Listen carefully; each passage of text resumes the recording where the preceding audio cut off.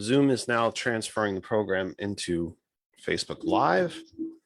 Don't worry about it. Relax. I see a head. That's interesting. You only see my head, or do you see? No, he's all I shaped. just saw somebody. Relax. I see a head. Just go That's from the- our, You sorry, only little see. guy. That was interesting. That's our That was- technology guy. Really, that was really helping fun. us out. That was fun. Yeah. All of a sudden I see. That's great. Hey, you know what? Anything to lighten it up. No worries. Yeah. Saw hair. Yes, I did. I did. And some nostrils.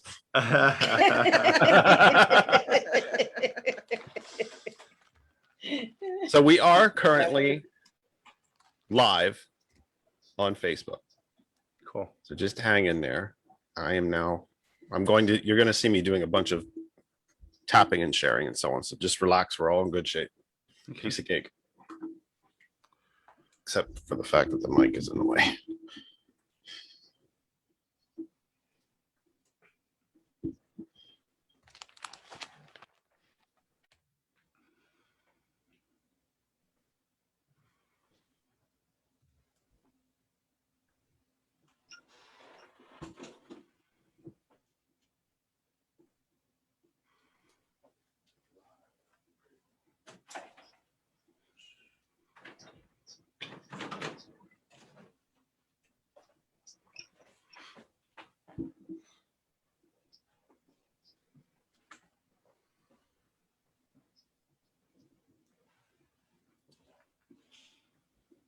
Now, the show is already up live on my group page. If you want to take it from there and send it to anywhere that you want to send it, go for it.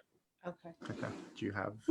Personal pages, if you have a page for the company, friends, family, enemies, wherever you want to send it, Okay. this would be the time. Because then they'll get the whole thing. Was it that on that other side of information on that page? Yes, ma'am. Okay. Did you hear that, Shay?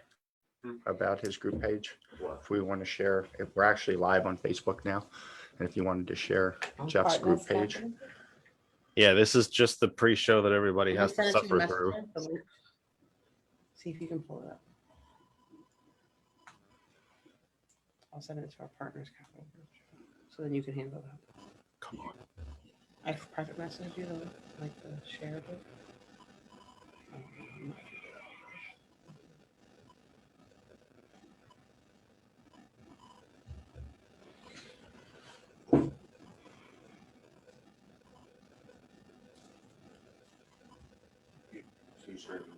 And I shared it on my personal page. Oh no, I didn't share it to partner. I don't know how to do it. Come on now.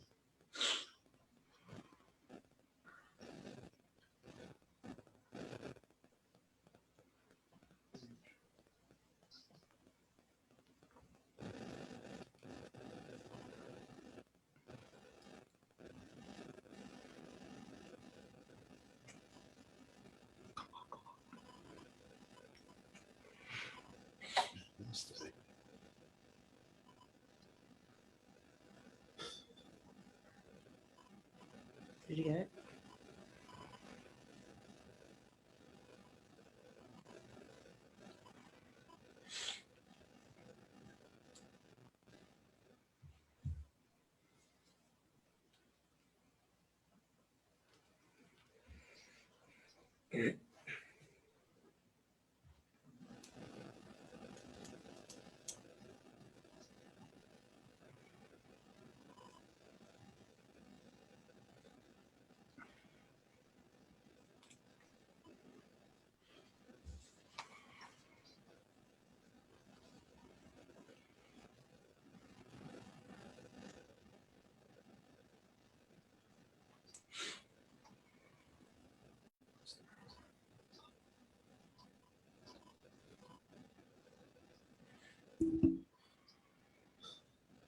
All right, 5 minutes. Super exciting, this part. Warned you.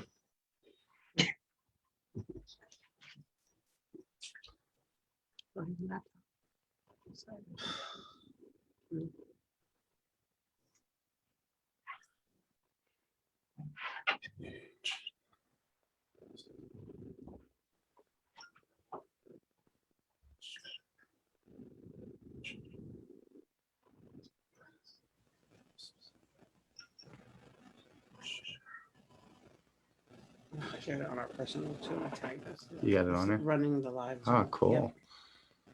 See yourselves. Do you see it yet? Yeah. Oh, wow.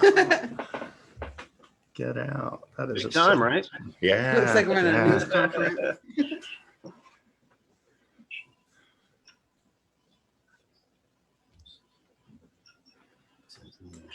Looks like we're doing a presidential. Yeah. news conference. Wow. You are doing impressive. Yeah. We're talking to a Kennedy here. I know. What the irony of it is for what you folks do for a living, this would be the Kennedy with no money. But just be plain. Let's Do we just need be- to fix your credit? I'll tell you what. You know what? One of the earliest guests I had on the program, you might even know him. You may have crossed paths with him at some point, given the business that you're in, is Charles Laputka, Charles Laputka. the bankruptcy attorney in Allentown. I was just going to say, I literally seen one of his ads on billboard ad today on Freemansburg Avenue. Yeah. So you said Laputka. I actually looked and I seen that. So he's a bankruptcy attorney. I didn't He catch is. the whole ad. So And he is my bankruptcy attorney. sure. Okay. So far, I have been able to avoid said now that I have an actual 9 to 5er with some money coming in. Because I don't think that's anyone's goal is personal bankruptcy, especially given the bankruptcy bill of 96 or 98 that made that you could no longer write off student debt, and that it was now put the onus on the person declaring certain things instead of the credit companies, et cetera, et cetera, et cetera. So I've been able to avoid it so far. Now that there's some money coming in, but it is still a possibility. Yeah. What do you? So you do have student loans yet? No, it's credit debt partially from the pandemic. It's credit debt from a divorce. Yeah. It's just and health. Yeah, that's a big Health one. That's debt. a real big one there. Yeah, Health. and health debt. Yeah. Even though such things are not supposed to be the thing that can really damage you, the hospital sure came after me in a hurry. Yeah. No matter how much I sent them each month, they came after me. They took me to collections and came after me because I just wasn't paying them fast enough. Yeah. Yeah. So, Yeah. all right, here comes TCP. So, hang on one sec. I need to turn the volume down. Well, those are one of the good things that we do. Mhm. Yeah. Clean up that hospital, those hospital bills. Yeah. Oh, I finally paid it because they just kept, they kept harassing me like I was too afraid that it was going to damage me. All right, 5 p.m. on the dot. Welcome, Luptons. We're going to wait one more minute. Here, Clear my you will throat. hear the very exciting opening theme, and then we will jump straight in. That is not the window I wanted. That's the window I wanted. If you hear a rumble in the background, don't worry about it. It's a little audio trick that I have to use for hot101.net so that we don't let the computer bump us. 6 people in the chat already. Nice. Welcome all. Beautiful. They're getting that on a delay. welcome all.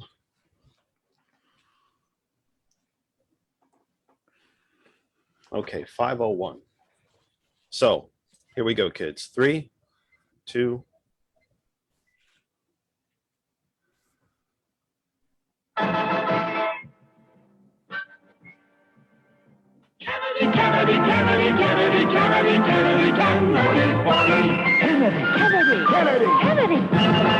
Do you want a man for president who's seasoned through and through, but not so doggone seasoned that he won't try something new? A man who's old enough to know and young enough to do. well, it's up to you, it's up to you. It's strictly up to you. But it's Kennedy, Kennedy, Kennedy, Kennedy, Kennedy, Kennedy, Kennedy for me.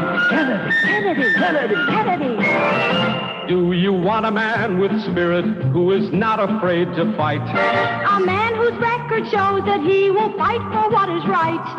A loyal man who'll bring the job a fresh new point of view. Well, it's up to you, it's up to you. It's strictly up to you. Cause it's Kennedy, Kennedy, Kennedy, Kennedy, Kennedy, Kennedy, Kennedy for me. Kennedy, Kennedy, Kennedy, Kennedy. And do you deny to any man the right he's guaranteed to be elected president, no matter what his creed?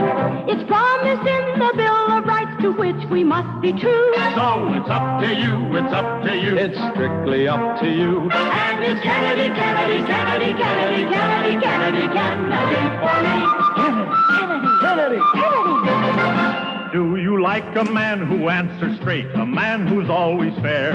We'll measure him against the others, and when you compare, you cast your vote for Kennedy and the change that's overdue. So it's up to you, it's up to you, it's strictly up to you. Yes, it's Kennedy, Kennedy, Kennedy, Kennedy, Kennedy, Kennedy, Kennedy for me. Kennedy, Kennedy, Kennedy, Kennedy, Kennedy,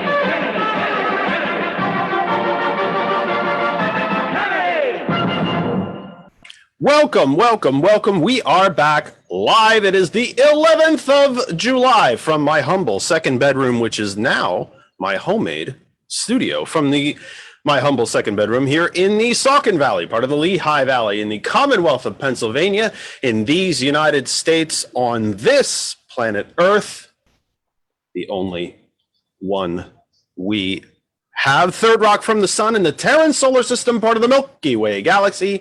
This is the Kennedy Effect for 11 July 2021.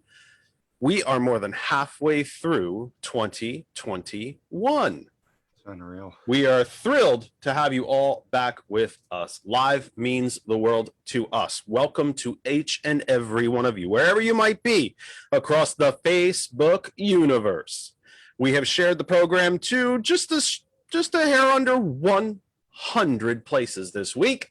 We welcome you wherever you are watching and listening. And as always, you can stay right where you are. However, if you wish to take part in the interactive chat, it sounds very fancy when I say interactive chat. What it really means, the comment section on the post in the group page. No problem. Sounds way fancier when I say interactive chat, but we are thrilled to have you. If you want to take part in that interactive chat, please come to our home group Facebook page, That Other Side of Information, That Other Side of Information. That is where I will see your comments. The chat section has been wildly all over the place. We've had a dozen all the way down to 2 people. I don't know. How can I bore you this quickly? It's 5:05. I've been on the air for 3 minutes. How bored could you possibly be to take off that quickly? But come to our home group Facebook page, That Other Side of Information. That is where I will see your comments. To our sisters, brothers, friends, and family at hot101.net, welcome back. Welcome home. However it is that you consume hot101.net, thank you for being there. You're on your laptops, your desktops, your tablets, your phones, Bluetoothed into the car, and your smart speakers. However you listen to hot101.net, welcome home. And please remember, I know it sounds a bit cliche after all these weeks, but please always remember, we could not be here if you were not there. Every single listener and viewer across Facebook and hot101.net mean the world to us. And you are what make the program literally a global audience via hot101.net. Don't worry, audio listeners, will be giving the phone line out later in the program. You will be able to join us. You do not need to be on Facebook to join us. We'll give you the phone number as we proceed, as I'm watching England kind of choke away the Euro finals here. That's going on. We'll give the Facebook later. You want to reach the program, there is a myriad of ways to do it. As we mentioned, the home group Facebook page, That Other Side of Information. If you miss any of today's program for whatever reason, and why would you? I will find you. I know where to find you. You can find us on our YouTube channel, which is also called That Other Side of Information. Want to email us? Feel free. thatotherkennedy@gmail.com. thatotherkennedy@gmail.com. And of course, Instagram, That Other Side of Information. What am I forgetting? I'm looking at my cheat sheet. Patreon, That Other Side of Information. And I finally remembered after probably 6 weeks. Yeah, I want to say 6 weeks. I finally remembered to do a TikTok promotional video. Yes, don't everyone stand up and cheer at once, but I promise you it's there. If you're watching on Facebook, you see a very crowded screen. Boy, isn't Jeff popular this week? Well, you know what? Even a blind squirrel finds a nut. I am popular this week, and I'm happy to join. Now, if you're watching, you will see the middle. I'm monitoring the Facebook over here. I've got so much signal flying around here. I'm surprised I'm not cooking from the inside out. You will see a variety of squares on your screen. Our guests are in the top center, 3 of them in one shot. They were so kind to all jam into one camera and save my broadband. I'm so happy about that. It was very nice of them to do that. And they didn't even know they were doing it. And I really congratulated them for doing it. They are our guests that will be talking about all things personal finance. We will get to that. But first, I promised you a very important announcement. I said it on TikTok a whopping half hour ago, because I know you were all just sitting around waiting for me on TikTok. And I announced it on Facebook that we were going to have a very, very important announcement about our humble little program. So let's get into that announcement. And for that announcement, I welcome all the remaining squares that aren't me and that aren't Capital Partners, the team from TCP. That's Thomas CP. Thomas Common, no, not Common. Not Capital, maybe. I want to find like really fancy words and I'm blanking. The TCP, the Cultured Professional. Marquis Lipton, his wife Whitney, Taekwon Wright, and a very fancy nickname. You're going to give me a name for that. You're not going to make me say that, are you? All of a sudden. Now, let me give you a little backstory. One of my dear friends and one of the folks who was responsible, really, who reached out to me probably going on 5-ish, about 4.5-ish, 5-ish years ago, when I moved back here to the Lehigh Valley, is a gentleman named Bob Dietrich. He is one of the leaders of Our Revolution Pennsylvania. And of course, being a Kennedy, before they ever cut the cord, I was already running for office, making speeches, standing up, pumping my fist, and fighting for justice, even as an infant. And because it's just in the blood, it's what we do. And he helped get me involved with Our Revolution, which helped, spread the little political whatever little tiny bit of political mojo this guy has. He also pointed me to a Facebook post, the folks from TCP will remember this, seeking programming. And so I reached out to them, and through a series of personal things, health things, job things, all other kind of things, we kind of missed each other for a good number of months. And then just when you think that everything's going wrong, you get one of those phone calls that restores your hope a little bit. And Marquis rang me pretty much out of nowhere, to be honest. It was the last phone call I was expecting to get. I gotta be honest. And he's like, hey, we've been dancing around. I was going to whip out a little Irish slang there on you, and I really shouldn't do that live on the air, should I? We've been dancing around a little bit. Let's pick up and get this thing moving, yeah? And so here we are. So I'm going to let Marquise and Whitney start off, if that's okay, gentlemen. Marquise, welcome to the program. What are you and I and all of us here to announce? Well, we are here to pronounce a content partnership between the Other Side of Information and the TCP network. Really going to try to take over this Pennsylvania media landscape and beyond, and really get into some great things. We are really looking forward to this, kind of like combining different parts of Voltron coming together. So yeah. Oh, for the geek in me, by the way, you can't see my Marvel pictures around here. I love the Voltron reference. I'm taking it, I'm stealing it, and I'm going to use it. So yeah, this is exciting. And the very first week of the program, you'll see, for those of you on Facebook, you'll see on the screen now the woman who, my dear friend, I consider her family at this point, my sister from a different mister. Yeah, dropped that on you, didn't I? And one of the owners of Hot101.net is April Riddick. You'll see her on the screen. She's responsible for this program. She's responsible for getting us up and running. And it is, you know, it's in just about a year and a half. Our first program, I think, was April 17th, but not ironically, April 17th, 2020. We started this radio show and this Facebook presentation just on the onset of a pandemic, which is not a small thing. But then again, what else would you rather do than sit and talk into a mic when you're not supposed to leave the house? Not bad timing from that standpoint. I think the first week we shared the program to maybe a dozen different places across Facebook, and 2 of those were my page and April's page. I'm not even sure that counts, but that's where we started. Today, we have shared the program to just under, I think, 100 different places. We have one global internet radio outlet, our sisters and brothers, and I'm very, very proud and I'm humbled. And I say that every week because it's the truth. Humbled every week to be part of the Hot101.net family. And now we have basically doubled that family by joining the TCP family. And believe me, ladies and gentlemen, everybody, this is not a small thing to me.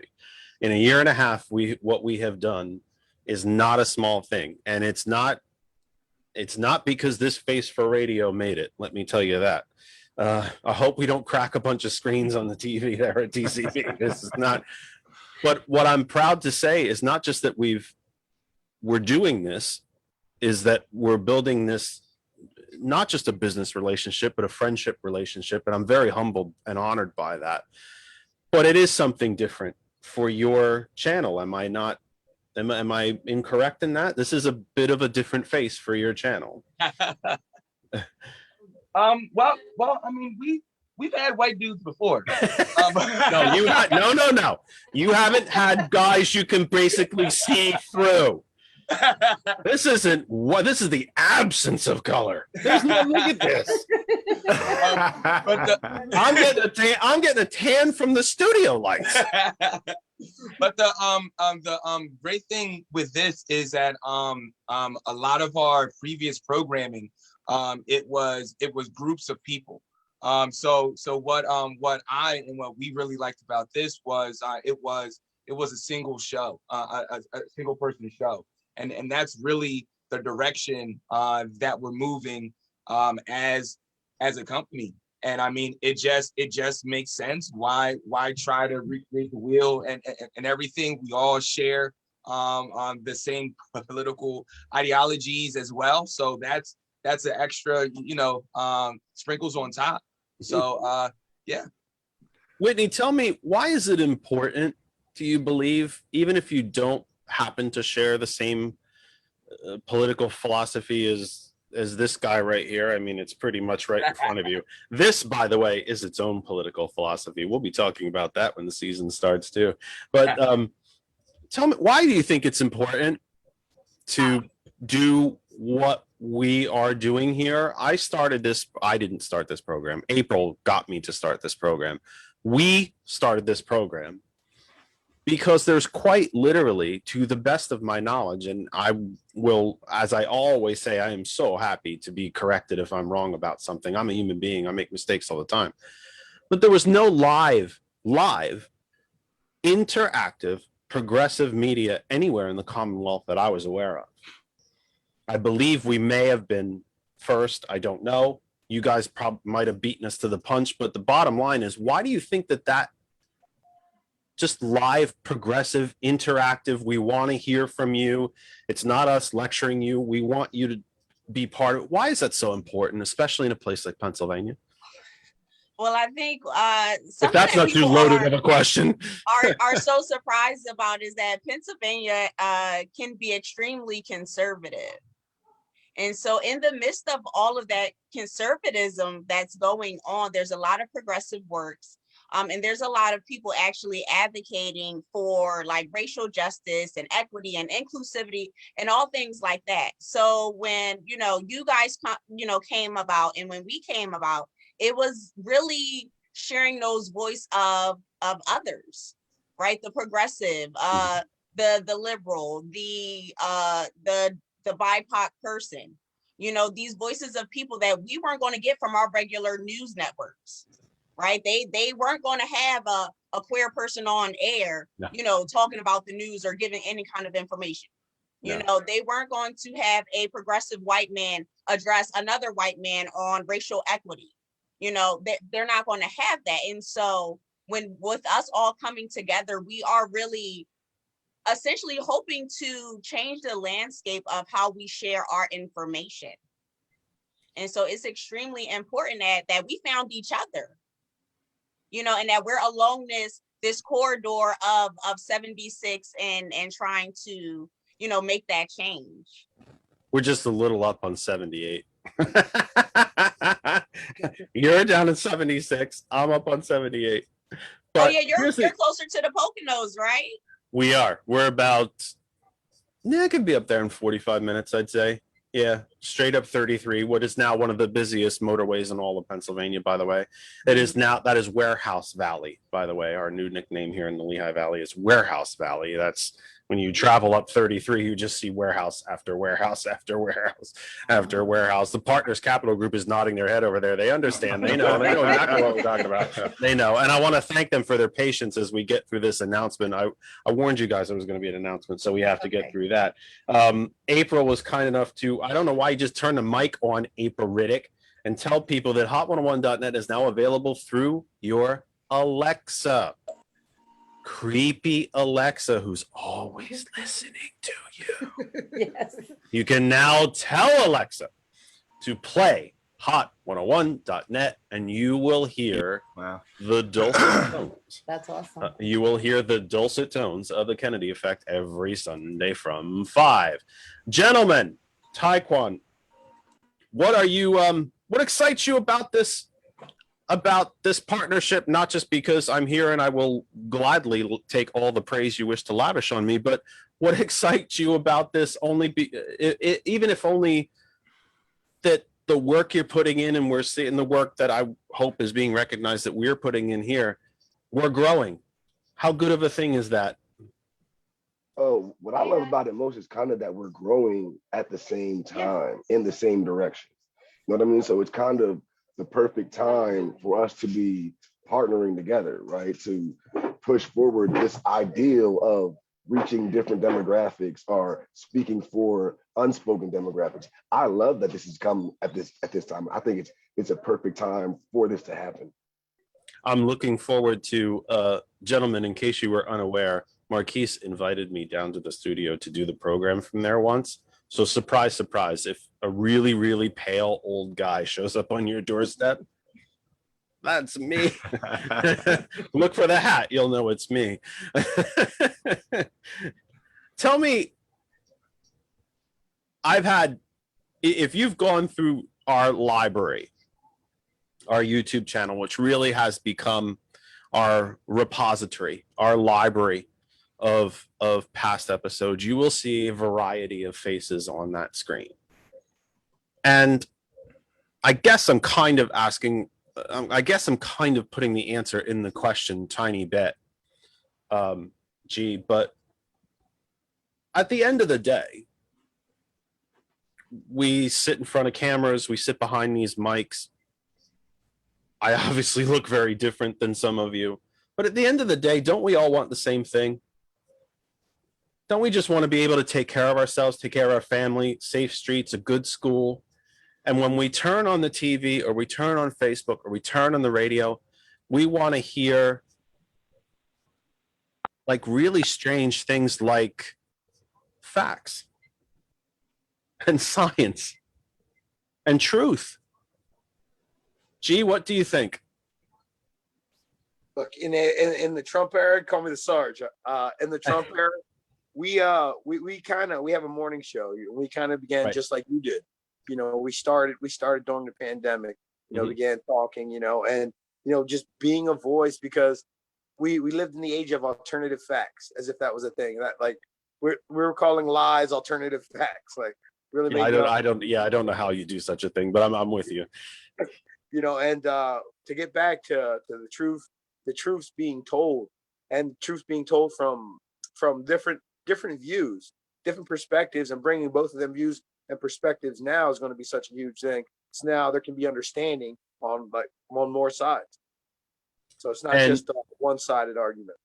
And everything that goes out through TCP on Facebook will now be available at that other side of information. That may not sound like a big deal because they have a lot more followers than I do, folks. So help the old guy out. Come on. It's right on the screen there, the group name. Come on over. But any live programming that goes out, any Facebook programming that goes out on TCP will be available on that other side of information. In fact, I need to tap a couple buttons in the group settings to get allow Marquise and Whitney to post there. I will do that. Look at me doing some production live on the air. How's about that for some behind the scenes facts, guys? We'll get that. But to fully integrate this partnership, anything that you want to see on TCP, you will be able, if you somehow don't know how to find them, you will be able to find it on that other side of information, and you will be able to find them on April's group, which, by the way, started after mine and very quickly rocketed past me as if I was standing still in the number of followers. April, you were waving. What did you jump in, kiddo? Turn that mic on. Thank yous for being here today. I just jumped on. I normally don't jump on Jeff's show. Gio, hi. Hi. I'm so glad to see you, Gio was one of our many people that was part of Hot 101 when it first started. She was our personal photographer. So she knows the history of Hot 101. She's very good friends with Lexus, who's down in Florida. She was part of the original crew, me, Lexus, and a couple other shows. And she would be our guest host sometimes with us and stuff. So she's very familiar with Hot 101. I'm glad to see that she's coming back as her financial. So that's freaking awesome. So to me, seeing TCP Network and then Gio's team up here, and then is that the Sarge? Is that Sarge? You got Sarge here too. Sarge, how you doing? You're going to be coming too. I need to have a conversation with you. So building up the top part of Hot 101 is just a beautiful thing. I was talking with our owner of Hot 101, Lex, and we're going to work on building up more of a platform. And like I said, Gio's familiar with this. Hot 101's model was let our network be your own entity within Hot 101. It's always been that kind of thing. So most radio stations, when you come aboard and you create it within them, when you leave, you can't take that with you. And that's not fair to the person who has worked hard to build that network, to build that following, to build that information. So Hot 101 has a philosophy: come here and grow with us. Grow with us. And if you grow too big for us, we're not mad about that. We're happy to see people come, and we're happy to see people go and build their own network. because we feel that you can't grow and spread knowledge if you don't work together. And the world is so crazy and stuff like that. So I'm excited about this. I haven't brought my show back. I keep on getting pushed from every angle. Oh, but you're going to. But I'm happy to see TCP here. I'm happy to see Sarge here. I'm happy to see Gio here, and along with Jeff. And it's a beautiful thing because it's so many networks out there, so mistruth out there. So the beautiful thing is that right here is a lot of people here that know what they're talking about. And yes, we're gonna be putting together a morning show. I had talked to Lex the other day. We're actually trying to grow Hot 101 to a different type of platform right now, in a sense. So we're trying to literally get to that number of 100K around the world. You know what I'm saying?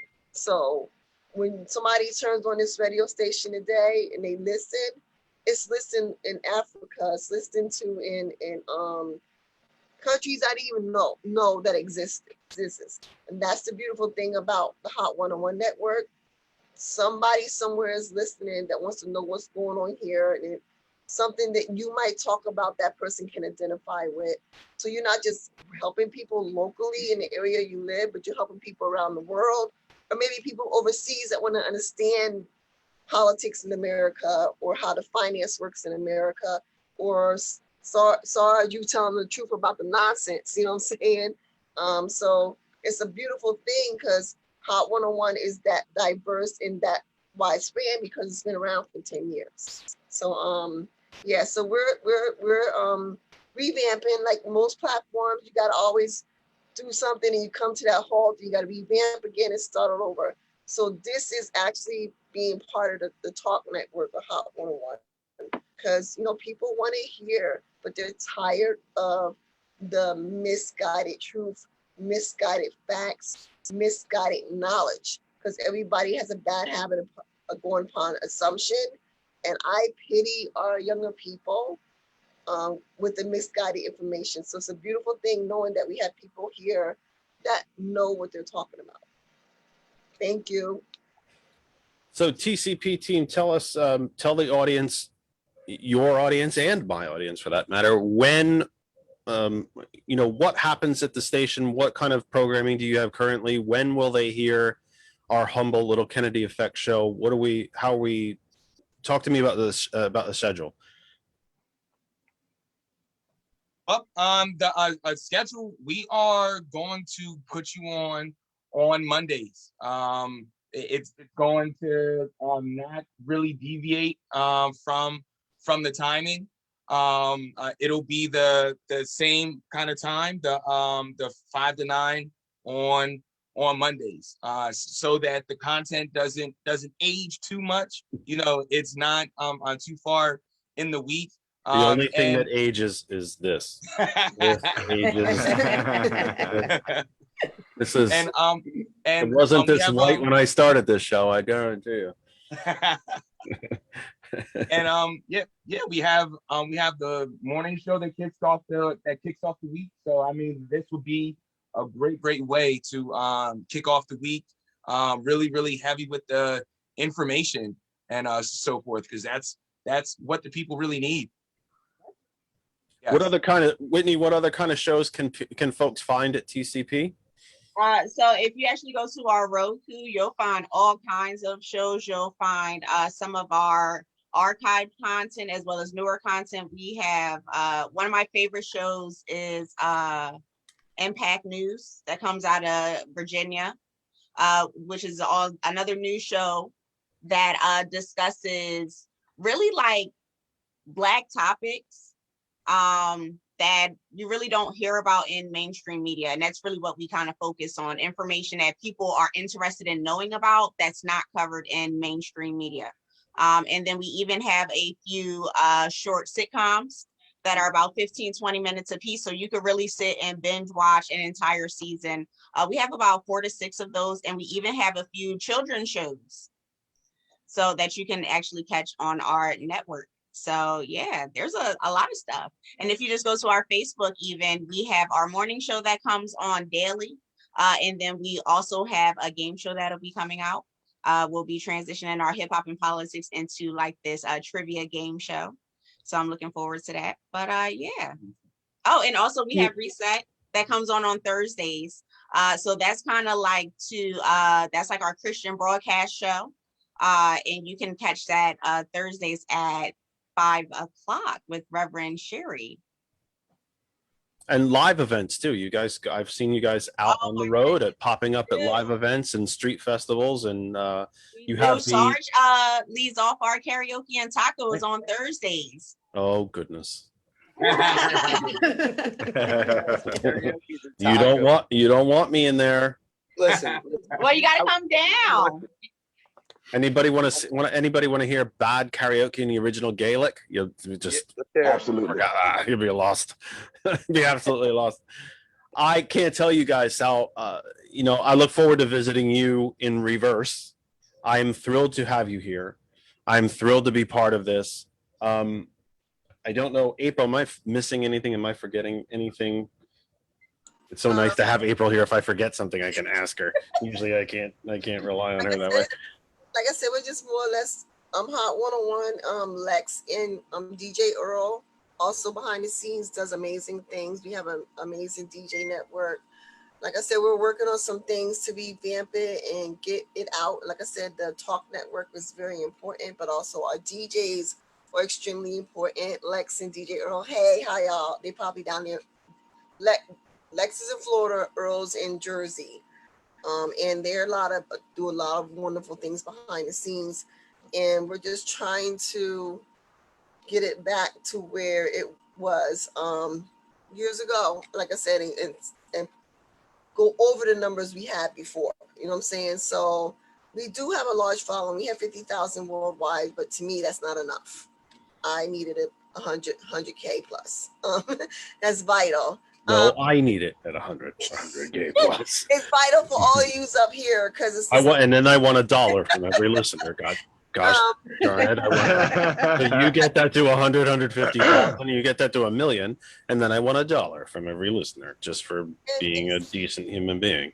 Yeah, so that's what we're working on right now. So behind the scenes, me, Lex, and DJ Earl doing what we got to do to market it to a point and get it to the platforms that it needs to be. And then with your followings, it just makes everybody grow. And that's it's a mutual, I don't make this a mutual love society here, but it is. We are very similar.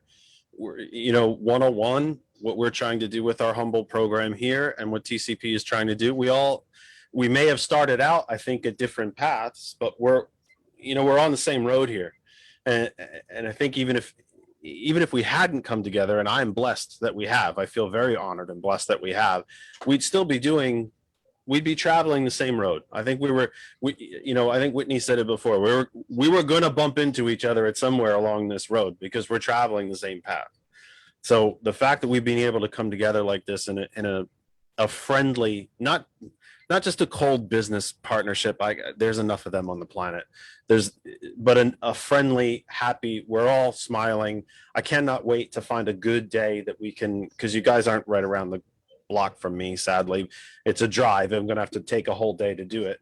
But to come down, see the facilities, I would invite you here, but this is quite literally a bedroom. It's not impressive. I mean, trust me, you're not missing anything. It's a bedroom, I promise you. Oh, hey, the Lehigh Valley is lovely. I can't wait for you guys to come up and visit. But as far as the technical bits, you're not missing much. You're not missing much. I have a really fancy new board that I can't get to work. If anybody wants to play with that, you're welcome to come up and play with that for a bit. But we're on the same path. We're trying to deliver the same thing to an audience of good and decent people, and we're trying to grow that audience, and we're going to do it together. And I could not be more excited. And I continue to be grateful for the patience of Partners Capital. We will be getting to them, I promise. They've been kind enough to sit and listen to this Mutual Admiration Society. But TCP team, is there anything that you wanted to add before I let you get back to your Sunday evenings and let you listen to the rest of the program? Remember, hint, hint, hint, make sure you listen to the rest of the program.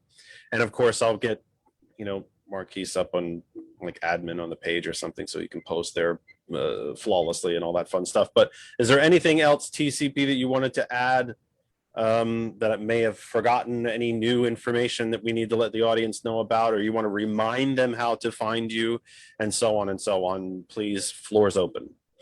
Yeah, we have two events coming up, two very big events. We have our adult prom on September 11th, and then we have our film festival the first weekend in December.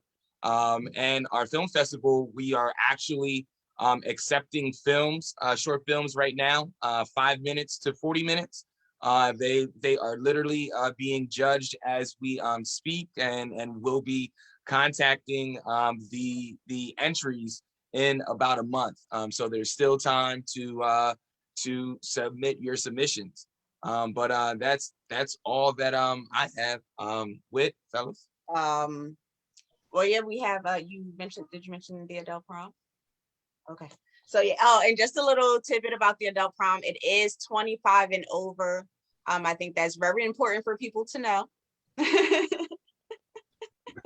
Adults are now qualified as 25 and over. Right. Real adults. Right. And let's mention, by the way, what a good job by Marquise. This is a good husband right here. He says his piece. He goes, "Babe, you got anything else?" And gets right out of screen. That's a good man. Let the boss take over. So we got the adult prom, we got the film festival, and then of course tomorrow morning starts a brand new week for the morning show, which starts at what time? 8 a.m. 8 a.m., which you can find on Facebook. On our Facebook, yep. And the audio goes out. The audio goes out through WTCP. Am I correct? Yes, it does. And And that's on our website, www.thetcpnetwork.com. And also and then can be found to stream at your convenience on the Roku channel. Do I have that correct? Or is it all live? Nope. You can stream it on Roku too, episode by episode. You can watch it live and stream after the fact if needed. Yep. So if you want to see something from 6 months ago, you can go ahead and do that. I have not. I gotta admit, I haven't gotten into all that. I must be very old. Well, listen, I'm old. There's no question about it. But I must be old-fashioned, boy. If something is not like, it's still appointment TV for me. Like if something comes on at 8, then my butt's in a chair and I watch it. Even though I could stream it 10 minutes later and watch it whenever I feel like it. There's something about, I don't know. Sarge, Taekwon, anything else that you wanted to add? You guys didn't get. I just wanted to say, I can't wait to talk some aliens and UFOs with you. Oh. And, also, I want to remind Are we gonna have to start an Art Bell style program, Sarge? Yeah, we do. We need Star Trek program. We need Doctor to. Who? Well, also, I want to let everybody know, remind this Thursday, tacos and karaoke. All right, $3 to get in, and then all you can eat tacos and stay for the singing. Careful about. I know my better half is listening. Much better half is listening. Careful if you're going to give all you can eat tacos to Kristen. She's a champ. I know she's listening. I'm going to get some grief for that soon in the Facebook chat. I'm going to get shouted at in the Facebook chat. Jeff, what are you trying to say? I'm saying that for a gorgeous woman who is about that skinny, good Lord, can that girl eat? Hey, good clean up. Good clean Honestly, up. right? You're going to lose money on that. If we ever show up for that, you're going to lose money. Taekwon, anything that you wanted to add, sir, that we might have missed? Just want to say thank you for having us. I really appreciate the opportunity to be here with you on your platform. And I look forward to everything we got coming together. So really appreciate what you're doing. And let's get to work. I love it. Yes, exactly. Let's get to it. Let's get after it. And I look forward to visiting you guys in reverse on TCP and talking this up. And this is exciting. We might be starting we might just have hatched an idea for a new program here, Sarge. I love it. Yes. Ancient Alien Radio. I love it. Let's have at it. People knew the truth. The truth is out there, sir. The truth is out there. So by no means am I trying to boot you guys, but I do want to get to our guests. I thank you very much for being here. This is exciting. Let's wrap up again and just say that this is a new partnership, a new expansion for both our humble little program and for TCP. The Kennedy Effect will now be available on TCP, The Cultured Professional, thetcp.com. You will be able to find us there on their Roku channel, on the global internet radio WTCP. You will find us there and you will find them here. And this will not be the only time that you see the team from TCP. We will have to come back and do a program, actually, and this just popped into my head, which is proof that there's some gray matter that still works. We will come, have to have you guys back to discuss, I think, the state of media, really, and truth in media, and how media reaches not just, well, you know what, I hate, I dreadfully hate saying my community and your community. We are one community. And how media reaches our collective community, and how the media deals with our communities, and how the community needs to deal with media, and how they need, what the community needs to demand from media: truth, honesty, facts. And I hope we can, schedule that sometime in the future, of a roundtable of just to talk about the state of American media. And I think what might even be a tad bit more scary than the state of American media is the state of Pennsylvania media, which I got to be honest is brutal. It's bad. It's brutal. It's bad. There's some folks out there, I think, trying to do some good truth, but not enough. So hopefully we could discuss that in the future. So by no means am I kicking you off the program. You're welcome to sit and hang out in the back. I really need to get to my guests. They have been beyond patient. I owe them. They're in finance. They're charging me for every minute that I'm making them wait. So I just want to keep talking, Jeff. Keep talking. So TCP team, thank you for being here. Thanks for, as we open up this brand new partnership, we're absolutely proud to be part of the TCP family. Now we're part of the Hot101.net family, and now part of the TCP family. It means a lot to us. And thank you for welcoming us. We welcome you, and we look forward to this brand new adventure and moving forward together, sailing on the same ship, moving forward. Awesome. Have a good one, guys. Have a good one. Thanks, everyone. Okay, Partners Capital, you have been beyond patient. Beyond patient. I'm so thrilled that you guys are here. So I want to welcome the team from Partners Capital Group. We're going to be discussing, as I put out on Facebook and as I put in the explanation for the program, we're going to be talking about kind of all things personal finance and personal credit. If you are like me and you lost your full-time gig, whatever that gig might be, during the pandemic, it became difficult to pay the bills. You may have done that with unemployment benefits. You may have done that with investment income. You may have done that with maybe subsidiary pay that your company may have offered you if you were so lucky. But a lot of us did it on credit. And that credit took a big, big hit during the pandemic. We saw credit debt, personal credit debt in this country rise. I don't think it doubled necessarily. The last statistic I saw, you know me, I work a lot from memory, but it damn near doubled. So a lot of us have destroyed our own personal credit, or we now, if we haven't destroyed that credit score, we certainly have one heck of a lot larger monthly payment than we used to have. So the folks are here from Partners Capital to discuss. I want to say Capital Partners. I need you to fix the name. We got to fix that. I want to keep saying Capital Partners. It's Partners Capital. So we're going to discuss pretty much a lot of different things having to deal with your personal credit, the restoration of that credit, how you even establish that credit. But I will let them introduce themselves first. You know me, I don't like to introduce folks. I like to let them tell their own story. So we will let them get after that now. So we say, welcome to Partners Capital Group. Why don't, since I schedule this guest appearance originally was Gigi. Why don't we start first? Gigi, Yeah.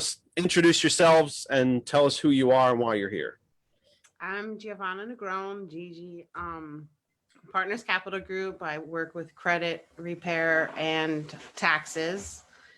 We all have different financial aspects and strengths in our group here. And I focus more on credit repair and taxes. Mark's next. It's a pleasure to meet you, Jeff. And my name's Mark Caronia, and I also am a partner in Partners Capital Group. And I basically deal in all areas of finance. Absolutely, everybody's every area of a personal finance: taxes, credit repair, mortgages, 401ks. I'm actually in the process right now of building a curriculum. I've been studying this things for 15 years now, and I've been blessed. Actually listening to your introduction there, with all the people that, you have a part of this Hot 101. It actually made me pretty excited to be a part of what you're doing, or possibly be a part of what you're doing here. I don't believe there's no accident that people come together. I truly believe everybody in the world wants to make a difference, a positive difference. I love seeing the diversity, because what's going on in this country racially, is all media driven, in my opinion. And Mark, what are you running for? I'm honestly, I'm not running for anything. It's really not. I'm just kidding. Yeah. I mean, we need to come together as brothers and sisters and make a difference, period. Well, I don't want to, forgive me for taking a little host privilege here, Mark, but I think that's what's important about what you guys do. And we're going to get into a full explanation of what it is that you do. Yeah. Is what I mentioned with the team from TCP, which I'm now proud to be part of, April as well. And not merging necessarily, but this partnership between 101 and TCP, is that I've had again, if you go back through, I'm going to be repetitive here. Shocker to all my regular viewers and listeners, Jeff's going to be repetitive. Yeah, if you go back through our YouTube channel and you see all of our recorded episodes, you see a lot of different faces. Yeah. You see a lot of different faces. And at the end of the day, we all want the same things. Yeah. And look, if I play Mega Millions tonight and it's worth, 600 million, yeah, thank you. I'll have it. Thank you. I'll take it. Yeah. But even if not, I think most people would like to be very, very comfortably wealthy. Yeah. Okay. Money can't buy happiness. But I'll tell you what, buys a hell of a lot of comfort. Yeah. You got a roof leak, you can pay for it. You need bigger space, you can buy a bigger house. Your car breaks down, you can buy another. You break a leg, you can see a doctor. Yeah. So money may not buy happiness, but it buys one hell of a lot of comfort.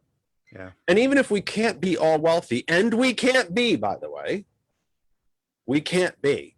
This is a political program. Hey, self-identified Republicans and conservatives, I have a sad bit of news for you. You are not temporarily inconvenienced billionaires. Okay? You're not. You're not. For the first time in, I can't say American history, but for the first time in history since these polls were taken beginning from the post-Republican Great Depression of the 1929 and forward, less than 50% of the electorate, of the respondents, and therefore, when you do a poll, you extrapolate out, less than 50% of the American people identify themselves as middle class. Yeah. More people in this country now, since before the Great Depression, or the Republican Great Depression, consider themselves working poor, Yeah. or just flat poor. Yeah. And whether it is a brown face, a black face, a red face, a yellow face, if you're from Venus, Mars, or some other part of the galaxy, or some other galaxy, or unless you are completely devoid of color, like me, what do we really want at the end of the day? I think we want the same things. Yeah. I want to keep a roof over my head. I'd like to have a job that can sustain me. I can afford groceries. I can see a doctor if I need to. I can keep the car running, and maybe George will find FDR's original Economic Bill of Rights, and we'll get to that. The ability to, crazy idea, take a holiday every now and then. Yep. Maybe actually take a trip or a long weekend. And FDR actually considered that to be a right, a fundamental American right to take a holiday, to go on a trip. So I think that's what's important about having you guys here. I'm going on a long one here, but I think that's what's really important about having you guys here is this is so much of what we do economically or our own personal, not in the same use of the word, our own personal fortunes are based on credit rather than cash or what we send out as opposed to what we bring in. So I'm looking forward to this discussion, and I really took off on a tangent there, but you know, that's why I'm so thrilled that you guys are here. But please continue with the introductions, and we'll get into, you know, then we'll start the questioning. Perfect. Yeah, I'm excited. I didn't mean to cut you off there, Mark. My apologies. No, not at all.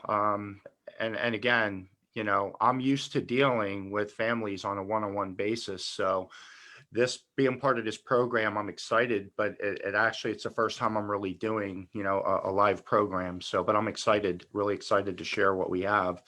And I'll turn the mic over to Nilsa. And so my name is Nilsa Sanchez, and I concentrate more on the credit repair side of our company. I analyze people's credit reports. I look for different things that people are not aware of that drops their numbers down. So that is my goal, to teach people how to keep their credit up, clean it up, and not just jump into different options before they try to fix their credit. Well, let me start with what I think is probably a ridiculously basic question. But we don't like to assume that anyone understands everything on this program. So let's start from a very, very basic point of view. What is credit? So credit is something of value that we would like to have now and promise to pay later. Is it That is. so? what- Is it in essence a loan? Is it very similar to a loan in that respect? You can Even say if it's that. only $20 at a time, or you know, $100 worth of groceries, or whatever the heck it might be. Are we talking? We're kind of talking about a loan, yeah. Yeah. Interest is Yeah. added on. Yep. Yeah, you're talking Just like about a a loan. loan. It's basically, credit is you building a relationship with an entity, a financial entity. You're building a relationship with them with a promise to pay money back to them. But the problem is they give you a rating. So if you can't make those payments on time, or you're late, or things get written off, they give you a rating. And if it's a low rating, you basically have bad credit. And if you have bad credit, you pay higher interest rates on money you borrow. The crazy part about the whole credit industry is, like, credit card companies, banks, and things like that. Guess who owns the credit rating agencies?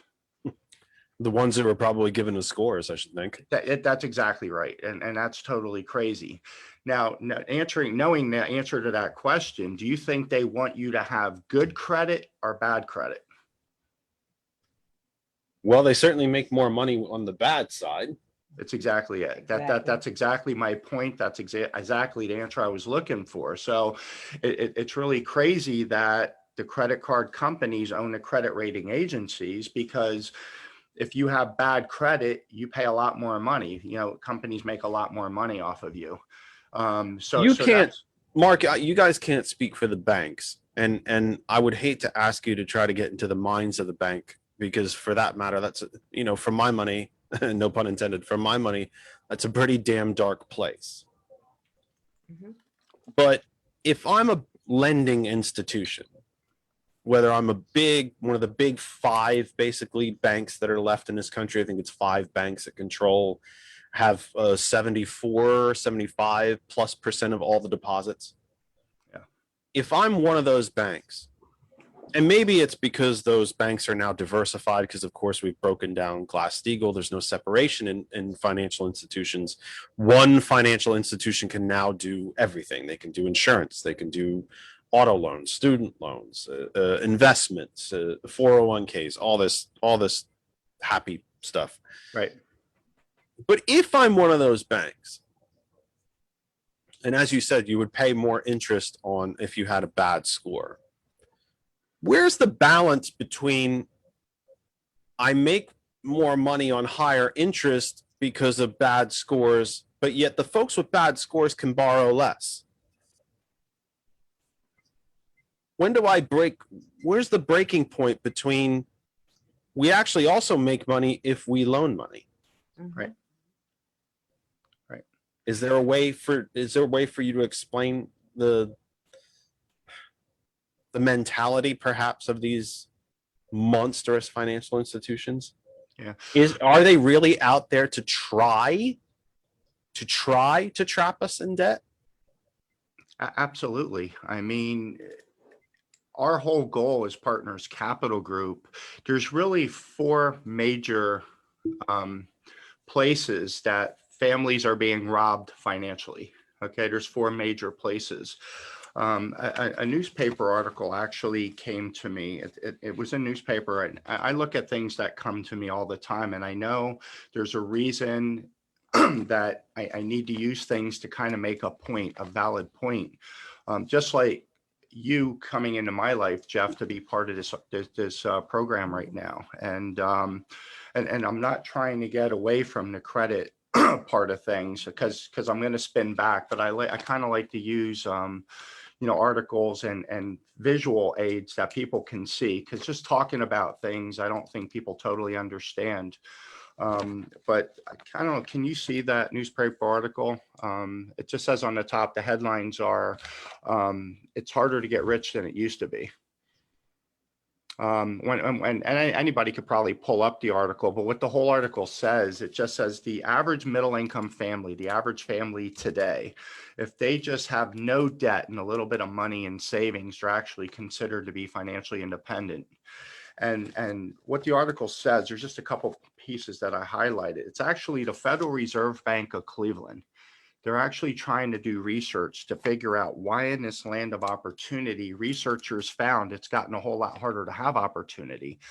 And when I read through there's really just 2 words that really stuck in my mind. The very first one was mechanics.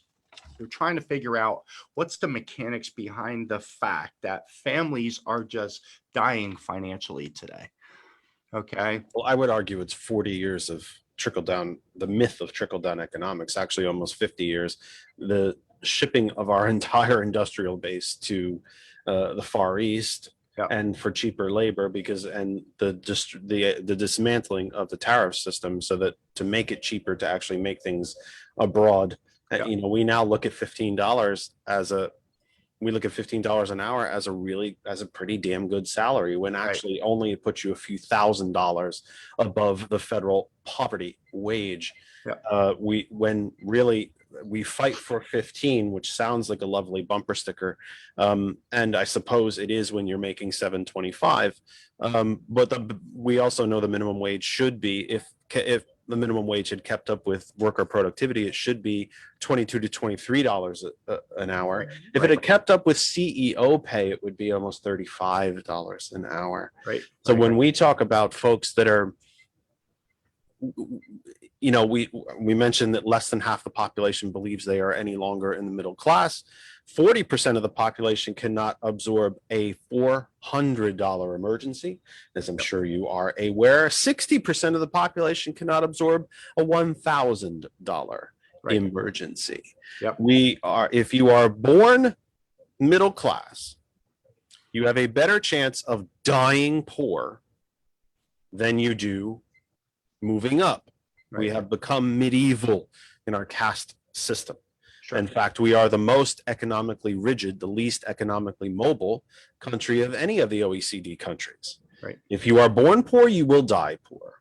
Yeah. If you are born middle class, you have a better chance of dying poor than you do of moving up.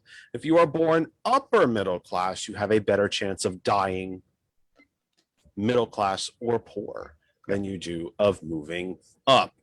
Absolutely. Every single dollar of new wealth that has been created in this country since the year 2000 has gone to the economic top 1%. And they have, in fact, extracted now $1 trillion from the bottom 99%. Yep. We have crossed a Rubicon in this country that is, quite frankly, un-American and pretty much against what the nation was founded on. Absolutely. And it's what we need to inform people about. It is 6:01 Eastern Time here from my humble second bedroom here in the Saucon Valley, part of the Lehigh Valley, in this Commonwealth of Pennsylvania, part of these United States, on planet Earth, the only planet we have, third rock from the sun in the Terran solar system. This is the Kennedy Effect for 11 July 2021. If you missed our big announcement, hello and welcome to the entire TCP audience. We welcome you, and we appreciate you being here. A brand new face for you to see on your screens at TCP. Try not to, well, look away, but listen. Face made for radio, folks. There's a big microphone in front of him. Wherever you are on the Facebook universe, including the TCP page, if you want to join our interactive chat, we are happy for you to watch the program wherever you wish to do so. We have shared the program to nearly 100 different places across Facebook. Please feel free to stay where you are. Watch, listen in the background as you're having dinner, helping out the kids, whatever it is you might be doing. Enjoy it. However, if you would like to join the interactive chat, which is happening currently right now, please come to our home group Facebook page, That Other Side of Information, That Other Side of Information. Join us, talk to me, ask questions, yell, scream, agree, disagree, call me name. Well, don't call me names, but you know what to do. See us there, That Other Side of Information. To our sisters and brothers at hot101.net, thank you for being back with us and part of the program. I know we've had a bit of a fits and starts sort of schedule since probably Memorial Day. We had Memorial Day. I had an illness week. We had Mother's Day. We had Father's Day. We had, Mother's Day was before Memorial Day. So we had Mother's Day. We had Memorial Day. We had an illness week in there somewhere. And then we had the 4th of July. But we should be having a straight run of programs now live every single week through to Labor Day, I should think, at least, barring anything unforeseen. So we thank you for being with us. If you don't know how to listen to hot101.net, it is really, really simple. The website name is right in the name. It's hot101.net. You can go to the main website and listen to us there. You can go to the Apple App Store if you have an Apple device. Get the app for hot101.net. Android device, you can go to the Google Play Store. You can now tell your smart speaker, tell Alexa to play hot101.net, and you will hear these dulcet tones coming out through your smart speaker. And of course, your laptops, desktops, tablets, phones, etc., etc., etc. I missed a phone call? No, I didn't miss a phone call. I thought somebody called the program and I thought I missed it, but they didn't. We'll get to that. You know how to find us, hot101.net, our global internet radio audience. And then again, as we mentioned, as you saw at the beginning of the program, our new audience, our new friends, our new partners, The Cultured Professional, the TCPnetwork.com, the TCP.com. I think it's one or the other. It's in the chat. You'll find it. You know where to find them. We are now part of the TCP network and globally on their radio outlet, WTCP, and the Roku channel for TCP as well. So welcome to all of you at TCP. Welcome to the Kennedy Effect family. Our guests are from Partners Capital Group, Nilsa, Mark, and Gigi, talking all things personal finance, personal credit, restoration of credit. And we've had a little fit. They've been extremely patient with us for the first hour as we had our new big announcement where it's time to dive back in dive deep into this topic about personal credit.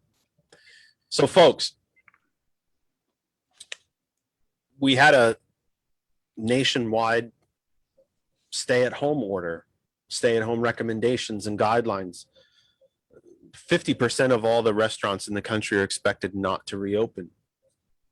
People had to live off of something, especially if you were here in Pennsylvania, where Republicans gutted and destroyed the unemployment system. There are still folks who never saw a dime in unemployment from the pandemic because the Pennsylvania system was so wrecked, gutted. And so they paid their expenses on credit. So maybe going into the pandemic, I may have had no credit card balance, or maybe I had a small credit card balance. Now I have a really big one. Maybe I've gone back to work. Maybe I've not gotten back to work. Maybe I'm back to work, but not in the job I had before the pandemic, and maybe my pay has been cut in half. How do you start with a client that comes to you and says, what's coming in just doesn't equal what has to go out? And it's, I think very, very often, please feel free to correct me if I'm wrong, I think all too often this is not the fault necessarily of the people that probably come to you. They're just trying to keep food on the table. How do you start with a new client when they come to you to say, help me, I'm underwater? Yep. How does that process start? We have an education system here at Partners Capital Group. It's all about education.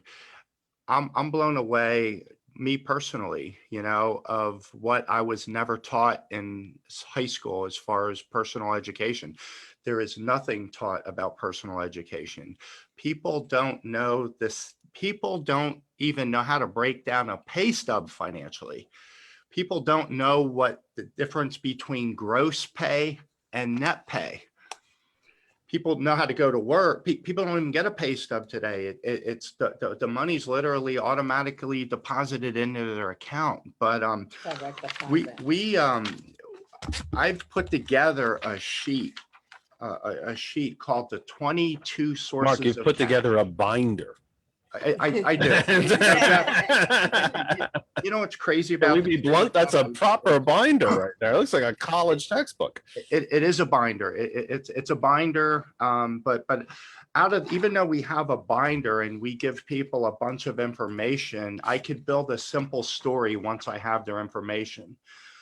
This is a Latino couple I sat with just 2 weeks ago. Excuse me. I sat with these people just 2 weeks ago. And on average, when I sit down with a family, I could teach them how to free up anywhere from $1,000 to $2,000 a month of monies, because the money's just going out in the wrong places. Just to spin back, you know, we were talking about credit and some simple facts here about this simple newspaper article. Before I could get to the word mechanics, it's almost like you and I have sat before and we scripted this, even though this is the first time you and I have ever met and we're talking about those things. But I was just about to talk about the word mechanics. You know, the Federal Reserve Bank of Cleveland's trying to figure out, and they're trying to figure out what's the mechanics of going on. There's a really good book out called Learning to Avoid Unintended Consequences.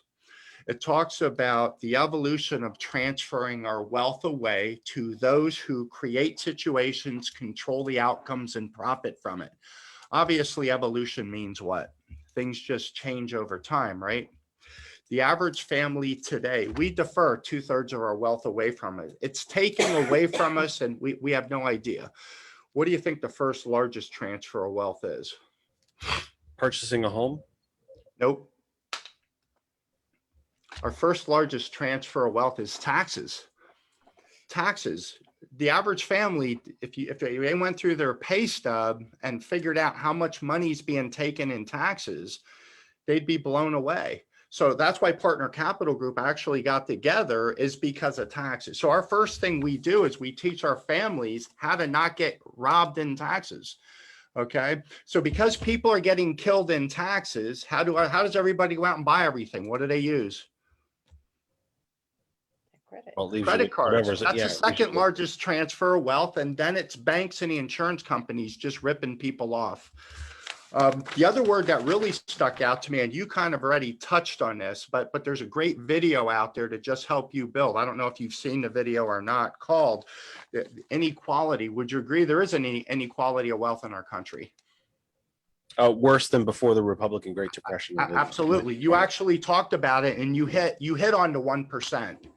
There's a great YouTube video. I don't know if you have a pen or a piece of paper to just jot this down. I want you to look up the YouTube video. It's called The Inequality of Wealth. It was a Harvard economics professor that did this video back in 2009. We had the crash of 2008. He did this video in the crash of in 2009. And back then it spelled out that the ultra wealthy 1% back there own and control the total of the nation's wealth of 40%. That was in 2009. We're now in 2021. They own and control over 57% of this total nation's wealth, the ultra wealthy 1%. The richest 4 people in the country hold as much wealth as the bottom nearly 200 million. It's actually in a nation of 330 million. 0.7% is the total. That middle income, hardworking families only own and control 0.7% of the total nation's wealth. Mm-hmm. You know, but when you look at that video, and I hope you take the chance to look at it, you know, everybody's trying to figure out, they know there's a problem in this country. Everybody's trying to figure out, how can we change that? Okay. But what blows my mind is, here at Partners Capital Group, we actually have the curriculum to change that. And what I'll do is I'll get back to the 22 sources of cash, teaching people like these people here, just on their income tax, just by looking at their income tax return in a pay stub, we freed up $194 a month for that family. And it's as simple as going in and changing their W-4. Okay. And they now have extra money coming home, rather than give it to the federal government just to get an income tax refund at the end of the year.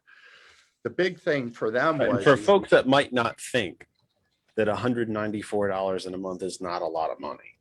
Yeah. My dad, my late father, told me a very important thing. You know, when I first started I started working full-time. No, it was part-time. It was part-time. Right. At the end of my junior year of high school, and the minimum wage was still $3.15 an hour. Wow. And I got my first raise of, I think it was 15 cents an hour. And I thought to myself, well, that's nothing. Yeah. That's nothing. And I complained to him about it. And he got out a piece of paper and we did the math. And he showed me just how much extra money that was a week. Mm-hmm. And I said, well, I still don't think that's a terrible amount of money. And he said, well, let me ask you a question. If I think it meant like an extra $40 to me or something in a week. I said, if I handed you $40 in an envelope, would you take it? And I said, well, yeah. He said, well, then you know it's a lot of money. And so $194 a month. So 10 months is 1,940 with the other 2 that I can't do in my head to put you over 2,000, obviously. Yeah. If someone handed you $2,000 in an envelope cash, would you take it? Yeah. I think most of us would.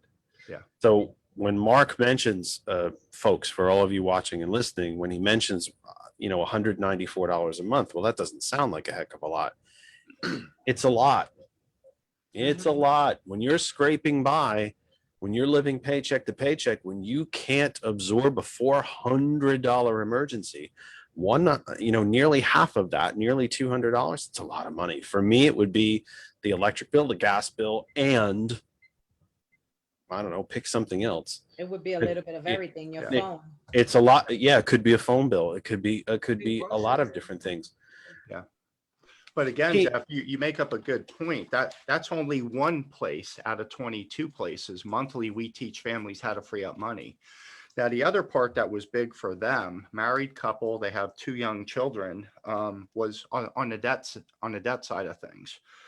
They had total of about 130,000 worth of debt. That was their mortgage. That was some credit cards. That was a personal loan. Mhm. These are really incredible times for families right now because the interest rates right now are at an all-time low. They're at an all-time low. And You their mean month- you mean the mortgage interest yeah, rate? the mortgage interest rates exactly. The credit card rates never seem to change, Mark, do they? No, well, actually, they'll start. We never seem to get a break on those. Yeah, they'll start you off very low, Jeff. They start you Oh, off sure. very low to entice you to get the card, sometimes Right. 0%. But the problem is you make one late payment. Those interest rates now jump up to 29.99% interest, and that's revolving interest, working in favor of the credit card companies. You know, Again, but not to put any of the three of you in the position of speaking for a big bank, but is there any legitimate financial justification for interest rates to be that high other than pure extraction and profit? There absolutely isn't. And, you know, the sad part in this country is we have a financial institution called, or we have an institution called the Federal Trade Commission, the FTC, you know, and obviously we know. Are you going to talk about those evil socialistic regulations, Mark? Yeah, well, like I say, we as taxpayers pay them a lot of money to protect us.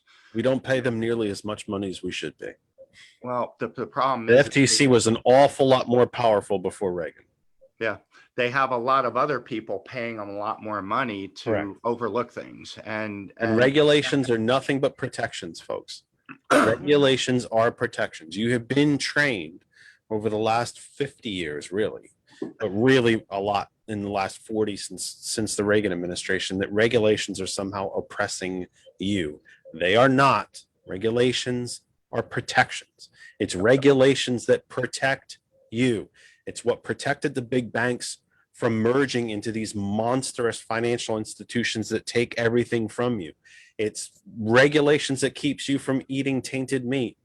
Actually, less and less so if you actually pay attention to the news. It's regulations that make sure you can drink the water you are getting out of the tap, and so on and so on and so on. So when we talk about regulations, we're talking about protections. Yeah. And as Mark is saying, those protections, many of those protections aren't there anymore. Right. Because the wealthy have written the rules. And consumers, a lot of consumers don't know that they're in debt, and we do have a federal law that protects us, even though we are in debt. There are things that we can do to protect ourselves from those three credit bureaus. Mhm. Who put those three? Who divinated that those three bureaus would be the masters of our credit fate? That's just to keep tabs on us. But who decided that it would be those three companies? What if I decided tomorrow that I was going to start a credit scoring company? Yeah. And maybe my score isn't the same as what these other banks are saying, because they're, as Mark laid out at the beginning of the interview, they are directly affected by the damage to your own credit score. They're scoring you, but then they're also making the money off your score.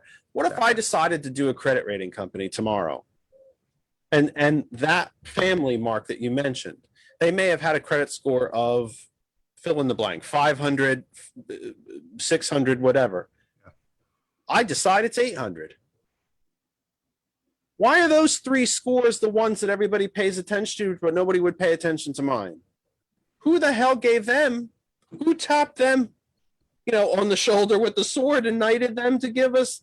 Those are the three we have to pay attention to. Maybe I don't feel like paying attention to them. But if you're the We also credit got to card, pay attention, I'm sorry, No, to no, our no. FICO score, which is also different from our three credit scores. Well, explain that for the folks. What's the difference? Well, the difference is your FICO score is 30% of it is the amount that you owe, 10% is your new credit, and 15% length of credit. 10% is your credit mix, and the 35% is payment history. So when you go for a mortgage or you go for a car loan, every loan looks at different credit scores. So it's important for us to find out before we get that mortgage, before we get that loan, what score are you looking at? Are you looking at Experian, Equifax, TransUnion? Who decided those three companies are Well, the ones we'll listen to? Do you see where I'm going? Yeah, Maybe I'm no, not asking. it's a maybe great I'm not question. asking the I question. know exactly where you're going Yeah. with it. But the problem is if the banks and the credit card companies own the credit rating agencies, Mhm. They're the ones they're going to listen to. Right. what score? It's their own company. Let me try to step back even from the detail that we're trying to get into. Let me try, if I could, to raise up, the old cliche, the 10,000 foot level. Mhm. I don't know, the three of you, what your politics are. And at the end of the day, it's none of my business. But when you sit across the desk from the folks that come and seek your assistance, perhaps even if you entered this company as the most rock-ribbed, dyed-in-the-wool red Republican, do you find yourselves maybe at the end of the workday when you click off the office light at 5 o'clock, or at least I hope 5 o'clock, and head home to your families? Do you just look and go, I can't stand the way these folks are getting screwed? Yes. This whole system has been bought off and rigged and set up for failure for 99.5% of the population of the country. Unlike any other country on earth, we have built a system to set people up to fail. Yes. I mean, Even now- and it's not necessarily, I don't know who you voted for. It's none of my business. That's not exactly my point. But does your professional experience inform your personal experience? Are you angry?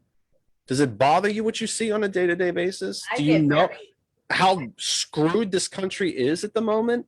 I get very angry, especially now with the pandemic, that people actually, I was also offered a lot of deferments. And, we take it because we're struggling. We need those deferments. We need to skip that one or that two payment. I did it through the whole pandemic, Mhm. Um, I did with my mortgage. I was offered it and I took it. And, we're not supposed to have a black mark on our credit. It's not supposed to, it's supposed to help us, Mhm. not bring us down. And, a lot of people don't realize that us, by taking those deferments, we got a negative mark on our credit. Mhm. We didn't ask for that. We were offered deferment, a little bit of help, because we don't have the money to pay it now. We'll work on paying it later. And then they tell you, we're putting it at the end of your loan or your mortgage or whatever it is that you deferred. But they don't tell you that at the end of at the end of that mortgage or that loan, you're going to have to just pay it in one lump sum. Those 2 months, those 3 months. So you're damn if you do and you're damn if you don't, whether it's now or whether it's later, they still going to get you. And on top of it, they mark your life, your credit. Right. I took the forbearance for, I think, 8 months. Mhm. And I was offered to continue it. And finally, I said, you know what? No, I don't have the money to pay you, but I'll find it if I have to take it out of my savings. Because at some point, you're going to come for my house. Right. So you know what? Oh, sir, we would never. This is not about that. This is about, I don't care what you tell me it's about. And I feel sorry for the good folks who are on the other end of the phone who they themselves are just trying to make a living. So you know But what's at some important? point, you're going to come for my house because you What's keep sending me a bill about all the forbearance months I haven't paid you. Right. So you're coming for me. But what's important, Jeff, is that when they do offer you something like that, you need to have it on an email.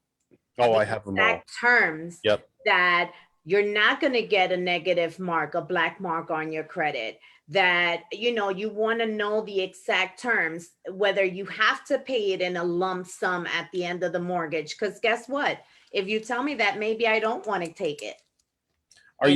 Are you folks seeing a lot of families or individuals, I guess it doesn't really matter, who were offered what they thought were genuine, fair, or my bank's just trying to help me out kind of terms, and now they're coming to you because they're getting just hammered with all those back months of payments? Are we seeing a lot of that? I have a client right now. Okay.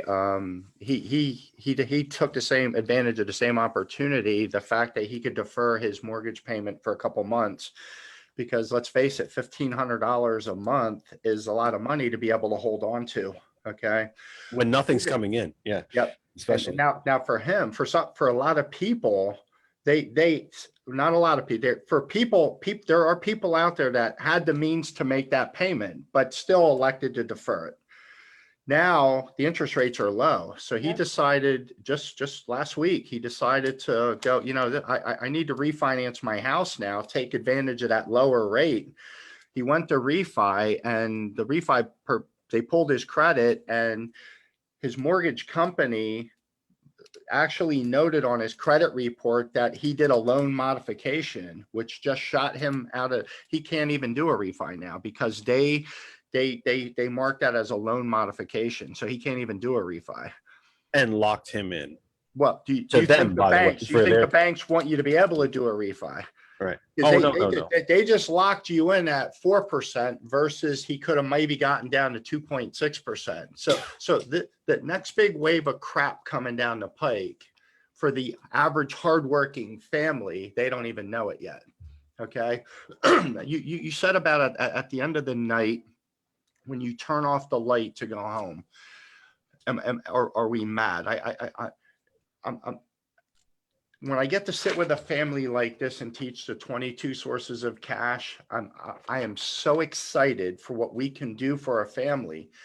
But at the same time, when I first sit down with a family and I hear their story, I mean, these people are working hard. I'll take you back to a 50-year-old couple I sat with about a year ago. Listening to their story, Jeff, I actually wanted to start crying at their kitchen table. Matter of fact, the wife, as she was explaining it to me, was crying multiple times. Their story went back to 2008, the crash of the market in 2008. Right. Okay. And I always love to ask people the question, what caused that crash of 2008? What do you think my number one answer is? When they ask you, or when I ask them, what do you think the cause of the crash of 2008 was? What do you think my number one answer is? I'm not going to guess because I have a feeling it's different than mine, but mine's very politically based, but I'm sure yours is more financially based. No. What do you think? I'm just curious. What's your? It's the collapse of the credit default swap market. At the time, there was global GDP at the time of the great crash of 2008 was about $65 trillion. Yeah. Global GDP. All the credit default swaps on the planet were totaled over $900 trillion. Yeah. So when all those folks in the US especially, good folks who were told that they could afford this mortgage. Yep. And when they finally got to a point partially with some rising interest rates and so on, couldn't make those payments anymore and defaulted, the credit default swap market collapsed. Yeah. Because the insurance companies who were insuring it couldn't pay off their insurance, and the entire thing started to fall like a row of dominoes. Yeah. That answer might be different than yours because those banks were making commissions on the mortgages and interest on the mortgages, and they were giving loans to just about anyone who could draw breath, whether they could pay them or not, because you made commissions, you made interest, and because something I'm hoping we could get into later in the program, the this whole idea of a cashless society, how we have a whole class of financial folks who are making billions of dollars by having a big spreadsheet on a big screen in front of them and then kind of moving those numbers around. So my answer might be different than yours, but that's my personal opinion. It is a more politically based opinion of why the economy collapsed. And for those of us who are local here, as you good folks are, we're in one of the rare bits of the country that's actually recovered at a property value rate in the Lehigh Valley. Folks can't move into the Lehigh Valley fast enough.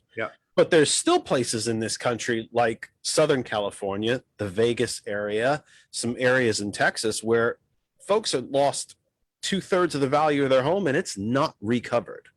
But the taxes have stayed the same. The property taxes have stayed the same, which by the way is essentially rent. We pay a wealth tax. Isn't it funny how we pay a wealth tax, but the top 1% doesn't? But I'm sure my answer might be fundamentally different from yours. I'm into politics. You're into finance. So I'm not sure you would have the same answer as I, but that's my answer. It was the rig system collapsed. And when I ask people what they think caused it, the number one answer is they gave mortgages to people that couldn't afford them. That's the number one answer. And that's what most people think it is. Okay. And that's absolutely not what happened. They gave mortgages to people that should have never been allowed to be sold as mortgages. Okay. I sat with families. This is called the truth in lending statement. When you go through your mortgage, to get a mortgage for your house, there's a stack of paperwork. We know that's as thick as this binder. Okay. But out of that, there's really only one piece of paper that tells the truth about the mortgage. Okay. And this is a family I sat with in Allentown. They were renting a home from a real estate agent, and I guess the real estate agent's wife was a mortgage broker. They finally said to this young couple, you should just buy this house. Why rent it? So the mortgage, the lady says, oh, my husband will get you a mortgage, whatever, vice versa. So this is something called the truth in lending statement. I asked this family when we sit down with them through Partners Capital Group to see a copy of their truth in lending statement. I said, what kind of mortgage you had? This guy said, well, we got a 30-year fixed mortgage. Okay. So looking at this truth in lending statement, their interest rate was 11%. The finance charge is $516,000. The money they borrowed was $153,000. Okay. So the total they're going to pay back to the bank on $153,000 mortgage is $670,000. So what this tells you is this family's going to make 24 payments of $1,100 a month, 6 payments of $1,326 a month, then 329 payments of $1,400 a month. The last payment due at the end of 30 years is $142,000. So and this family had no idea. They thought they had a 30-year fixed mortgage. So how would you like to pay in a 30-year mortgage? For 30 years, on a mortgage for 30 years, you borrowed $153,000 to buy your house, and find out after the 30th year, you still owe $142,000 on your house. I might be going. How could any bank been allowed to sell that type of product right there? That's what. Because we don't. It's easy. We don't do regulations on banks because they give us a lot of campaign contributions, especially heavily to one party over the other. In fact, that party is not a political party anymore. It's a corporation. And they've done a very good job of delivering profits to those corporations. What we do regulations on banks, but what most people don't understand, we do regulations on banks and insurance companies. But the problem is, after the regulations are in place, these banks sit around their boardroom tables and they try to figure out ways to get around the regulations. And boy, do they figure it out. Okay. You mentioned the Glass. They're writing a great deal of it. There's another family here. This family, young couple, 2007, they want to buy their first house. Okay, now the regulation was put in place with the Glass-Steagall Act, okay, which allowed banks and insurance companies to come together. That's where PMI insurance. The disintegration of the Glass-Steagall Act. That's where PMI insurance because they wanted the opportunity for every American family to buy their first house. The problem is back then, banks and insurance our banks were just groups of small investors. They were loaning out their own money. You had to have 20% down back then, but people didn't have the money. So they figured, how could we come up? What can we do? Well, the consensus was if we come up with PMI insurance, we can loan out 100% loan to value. That person can buy their house. They got to pay a little bit of insurance for PMI, but just in case they default, the insurance company pays off the bank. Nobody gets hurt. But what happened was, now this is Countrywide here. This family was sitting with Countrywide. Countrywide sold them an 80-20 mortgage to keep them out of PMI insurance. And no, first of all, most people don't even know what a truth in lending statement is, but here's what this family did, okay? The first 80% of the loan was for $165,000. The interest rate was 7%. The finance charge $259,000.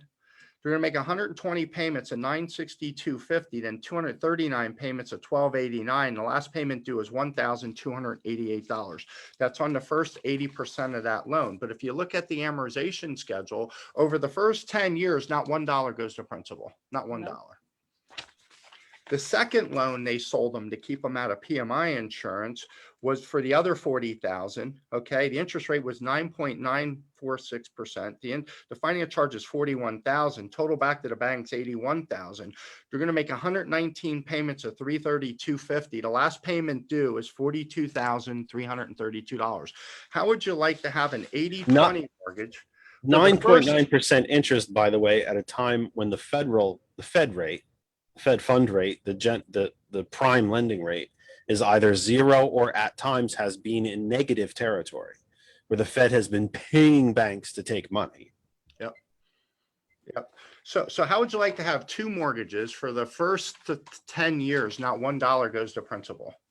If they would have just given that family 100% of the loan at 5%, their principal and interest payment would have been $1,118 a month, which would have been $503 a month less than the other two mortgages. Even if they had to pay PMI insurance of $100, $200 a month, they would have had money going to principal from the first day they got the loan. 56% of the mortgages that Countrywide wrote was this crap right here. And when the crash of 2008 happened, guess who bailed out the banks? That would be the American people. The American taxpayer, to the tune of over $7 trillion. Indeed. To allow, and some of that money was allowed to be spent, theoretically spent, to just allow these institutions to merge and become even bigger. Even bigger. And here's the thing. The guys that came up with this crap were the guys that were brought into Washington, D.C. to fix the problems that they actually created. So when I sit with at a middle American family's kitchen table and I see this stuff, I want to go ballistic, you know. But also when I can sit and show them how to free up $194 a month just on taxes. Then I can show them how to consolidate all their debt together that they were paying $1,533 a month into a different mortgage that they're now paying $743 a month and free up another $781 a month. That's over $983 a month for this middle income family. We got them properly protected. We're going to get them debt free. They're now funding all their retirement accounts. In the next 30 years, they got $3.7 million saved by retirement. And this is where we come in and we help them with their credit. They're fixing their credit. We're fixing everything for them. Let me back up a sec again, if I could. I guess I'm going a little out of order here sequentially, but let me one of the good folks that's watching here on Facebook put a comment into the comment section earlier, and I want to make sure that I get to it. I try to get to as many of the comments as I can and make, we're listening, folks. We see your comments. We will get to that. You put questions in there. I will ask them. But can you, Gigi, or can either of you, any of you, speak to, again, I'm kind of backing up and I'm being a little non-sequential here. The kind of what seems like the cat eating its own tail cycle of, well, you can't get that mortgage, or you can't get that credit card because you don't have credit, but you can't get credit without the card. How do you work with folks, or how do you explain from a systemic point of view what seems to be this, you know, snake eating itself alive of, well, you can't get credit because you don't have any, but how do you get it if you don't have it? There's a lot of different ways that you can start building credit without necessarily having major credit cards. Like they have a lot of, we have a program that we use. It's kind of like the same kind of thing of a secured credit card, because that's another thing. My kids, like, secured credit card was a way to start building them for the future from a zero. You know what I mean? Because you're not going to get approved a major one when you have nothing to show for history. We also have a program that we use that actually shows revolving credit lines, but it's actually kind of like a savings account that it actually builds for you, but it reports differently. But it reports monthly, every Yeah. 30 days to your credit. Mhm. But most Americans don't know that when you look at your credit report, 1 out of 4 have errors in that credit report. So when you look at your credit report, if you can find all those errors, excuse me, and just one error can bring your credit score down about 28 points. So the goal is to correct all the old information, correct any errors that are there. I mean, who's to say you go to the hospital and somebody doesn't give out your name and your information? It doesn't necessarily mean that it's you. So you want them to validate that information. You want to fix your credit as soon as possible, which you can fix your credit within 3 to 6 months. If you have a goal and you have a plan for your future, then you sit down, you analyze, you look at your information. There's ways to build credit while you're fixing your credit. Yes. There's ways to bring up your credit score as you're working on fixing your credit. And a lot of us don't know that. Well, I didn't know that until the pandemic came through, and I said, well, okay, I'm struggling. I'm going to invest my time and my money on fixing my credit, on looking to help other people that were struggling just like I was struggling. But Are we trapped in a world of credit at this point? Are we ever, is cash dead? It's either we either have credit, we either establish a credit, I remember the commercial from one of the financial institutions that, with the number hovering over their head as you walk around the day. Are we just damned with this now? Is this just it? Our lives have been reduced to, or at least from a financial point of view, again, I'm a political person. We're depending on what persuasion you're from, I tend to think that Republicans and big corporations look at us as wealth generators, as places to extract wealth from. We're either consumers or we don't count. The way Alan Grayson used to talk about the Republican healthcare plan is die quickly, especially if you're broke. But is this just all we are now? Is a credit score? Is that all the American people are now? Well, this isn't happening in other countries. It's not. The system's absolutely broken. If you watch that YouTube video called "The Inequality of Wealth," the system's broke, and we did. George, my technical producer George, put that link in the chat. The system's broke, but the problem is they really don't know how to fix it.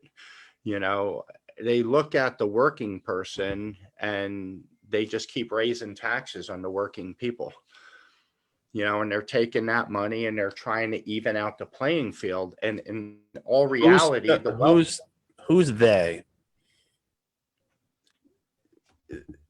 Basically, if you look at the political agenda, whether it's Republican or Democrat, they could see there's a problem. The ultra wealthy 1% now have 57% of the nation's wealth, and they're trying to figure out, how do we bring that wealth back to hardworking families? You know, and when you look at that system, you makes you wonder how the 57% got that wealth. You know, I can tell you how they got that wealth. How would you think they got it? How I know they got it is that strictly the income tax cuts alone, if we just total the income tax cuts alone from the inception, from when Reagan came to power, from 1981, and we're not talking about the drastic reductions, slashing of capital gains taxes, the ability to offshore. What used to be illegal to pay CEOs in stock, the Reagan administration changed that because, of course, you don't pay the same taxes on capital gains that you pay on income. We used to pay CEOs in actual cash, you know, regular paycheck. If we just total up the income tax cuts alone from the inception of the Reagan administration, it's been over $40 trillion. What could this country do to level out wealth inequality with an extra $40 trillion? We now know from the investigation that The Guardian did that Mr. Bezos, Mr. Musk, and Mr. Buffett paid no taxes whatsoever, year after year after year after year. Amazon gets a tax rebate. Tesla gets a tax rebate. We can decry the tax system. I'll decry it right along with you. But at the end of the day, it's the system that's going to rebalance the scales. The top marginal tax rate at points in this country was 94%. Now, we've indoctrinated enough people to make them think that that top tax rate was on every single dollar that you earned. That's a lie. It was only after a certain amount of money. In today's dollars, about 4 million. Even when Reagan came to power, during the Carter administration, the top marginal tax rate was 74%. We've done this before. George is probably going to put up the bingo card now. You can all play bingo at home. Kennedy effect bingo. You'll see it on the screen. You can play along because as I hit things, you play bingo and then there's the bingo card. You'll be able to see. We've done this before. We can restore wealth equality to this country because we've done it before. What happened in the early parts of the 1900s? We slashed taxes on the rich and on the corporations. It was, I'm going to forget the president, damn it, that said less government in business, more business in government. And we had the roaring 20s, just like we had the roaring 80s. And then everything went bust. It was Republicans themselves that took their own name out of the Great Depression. The Great Depression used to be taught in schools as the Republican Great Depression. And we had a second one in 2008. And we've never fixed the problems, the systemic problems. And here's where you and I agree. Because I get a sense we're disagreeing on taxes, and that's fine. But where we do agree is that the systemic issues that created 2008 have never been addressed or fixed. But they can be if we just have the political will to do it. And one of the ways to do it is to reverse this madness that we've seen, this fall of the Roman Empire style madness that we've seen in the tax policy. CEOs should not be able to be paid in stock. They should take home a paycheck like the rest of us. Make more than 4 million a year? Bang, 74% on that 4 millionth and first dollar. Capital gains taxes should not be 15%. They should be 35, 40, or 50. Bernie Sanders suggested an electronic stock transaction tax. And by the way, we used to have a stock transaction tax in this country. The electronic stock transaction tax would generate nearly $1 trillion in just 5 years. because so much of our stock trading is done automatically by computer. Not the actual ones where you pick up and make a trade. Or if you make an actual trade on your computer screen, but you, the human being, is doing it. These automatically generated stock transactions, if we just taxed those at 0.001%, we would generate $1 trillion. We can fix this system. We simply have to have the stones to do it. And then folks like you, certainly don't want to put you out of business. And I think even if we did rebalance the scales, you still wouldn't be put out of business because folks are still going to be silly with money. They're always going to be silly with money. Or even if they're responsible with money, they're going to come to good folks like you who are educated on this and say, but we want to actually have a little bit left so that we might actually retire someday. I don't think I'm ever going to retire. My health is so bad that if I lived in Western Europe, I wouldn't have to work anymore because they actually have, gasp, I hope you're sitting down, everyone, a social safety net. We don't have that anymore. Capitalism is run amok. And it's good folks like you who are trying to fix the folks who don't understand what the hell is being done to them. They're wealth, they're profit centers. And as soon as you're not a profit center anymore, you could pass away, we'll move on to the next bit. You can't work, no use for you. Can't pay your bills, no use for you. Don't have health insurance? Good, because you can't afford it, so screw you. There's nothing American about any of it. And this is a whole different topic for a whole different show. There's nothing Christian about any of it. If you're a person of faith. That's why I appreciate what you do, even if you and I don't agree on tax policy. And I'm getting a strong sense that we don't. But you're still trying to help folks. Absolutely. But we do have to acknowledge, and the three of you and I are not going to fix the economy in this discussion. But we have to, part of this process has to be to educate folks that you're the gum under the shoe and you've been put there. You didn't end up there by accident. You've been put there. And it didn't used to be this way. That's what the New Deal was all about. We fixed all of this stuff. We've done this before and we can do it again.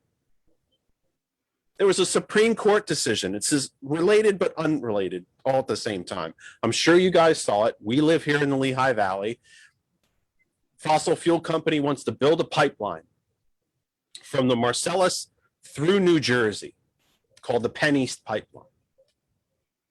A national, it's FERC, it's the Federal Energy Relocation Corporation or something like that, granted private corporations the power of eminent domain, a power solely reserved for government. And so New Jersey sued. So you can't do that. The Supreme Court said, yes, you can. Well, I have a crazy idea, and I have posted this before. If corporations are people, first off, I wonder why they're never arrested for murder or for making people sick or for scamming them, which is what you see every day. But they're never arrested for that. If I did it, I'd be in jail in a damn hurry. But if corporations are people and you have vested on these people the governmental power of eminent domain, I'm a person, Mark, you're a person, Nilsa, you're a person, Gigi, you're a person, George, my producer, is in the background, you're a person. I want my power of eminent domain. I've decided I'm going to claim my neighbor's apartment because I need more space. This is the fundamental imbalance that I'm talking about. And you're damn right I'm exercised about it because I'm broke too. I was middle class growing up.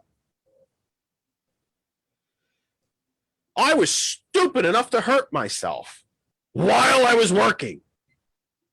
And I needed surgery and went broke. It's not America. For God's sakes, that's not America. And by the way, self-identified Republicans, independents, conservatives, it's not America. There's nothing free. There's no freedom in financial servitude. And that's what these good folks do. And we might disagree on some policy things, and that's okay. We're all adults. At the end of the day, we'll be friends. Mark and I want to go have a pint. I'll be happy to go meet him and we'll have a pint. Even if we disagree on some policy things. And the bottom line is, aren't we supposed to be a better nation than this? So I guess my very long rant and very long emotional outburst here is to ask you, is it part of your job? Do you make it part of your job to say to the folks that you work with, and any of the three of you that want to answer, this is the system. You need to understand what the damn system is. Right. You may have gotten here through no fault of your own. You just want to keep food on the table. And when you broke your leg and the bone was sticking out, you were dumb enough to think you could go see a doctor. I'm sure there are plenty of folks that you work with who put themselves in this ridiculous position. I guess you could sort of argue, kind of put myself in this position, but I also had a couple of surgeries I couldn't pay for because my insurance company didn't think it was profitable. Yep. Right. So do you have to tell folks whatever percentage of your current financial state is your responsibility? An awful lot of it isn't. It isn't. It absolutely isn't. Like when I was telling you about these truth in lending statements, I was sitting at a middle income family's house that it wasn't their fault. They were doing everything right. But when these banks crashed everything, you know how many people lost their jobs over this? Not a single one, and not a single one was prosecuted. Her husband lost his job. He sold building products. He lost his job. So they were on unemployment. They didn't have enough money to pay their bills. Oh, no, actually, let me expand upon that. You make an excellent point. There are lots of people who lost their jobs after the housing crash in 2008. Yeah. Construction, electricians, drywall, carpenters, masons, folks like that. But when we look at the financial industry, not one single indictment, investigation, or prosecution. Iceland went through the same crash of 2008 that we did. You're probably familiar with this. Well, that's part of the inside. They jailed all the big bankers. Yeah. And re-regulated the. Now we're talking about a Western European country, social democratic country who already heavily regulates capitalism, unlike us. They put even more protections on top of those banks to protect their own citizens. And the big bankers went to jail. They're still in jail. Yeah, nobody went to jail here. No one was even prosecuted. But this family lost their house. What happened to them? He lost his job. They put everything on credit cards to the tune of $88,000. Still didn't get a job back. So they cashed in their 401k at the worst possible time you ever could. Right. And paid taxes on it when they did it. The market's down 57%. They paid tax because they took that money out, put them in a higher tax bracket, and they paid 10% interest, 10% penalty on taking that money out. And once he went back to work, they went into debt resolution. That's a company that says, hey, we'll settle all your credit card debt instead of filing bankruptcy. Because they never seem to do that though, do they? It's such a, black cloud to file bankruptcy. They went into debt resolution. They settled those cards. They paid half the balance in over a 4-year period of time.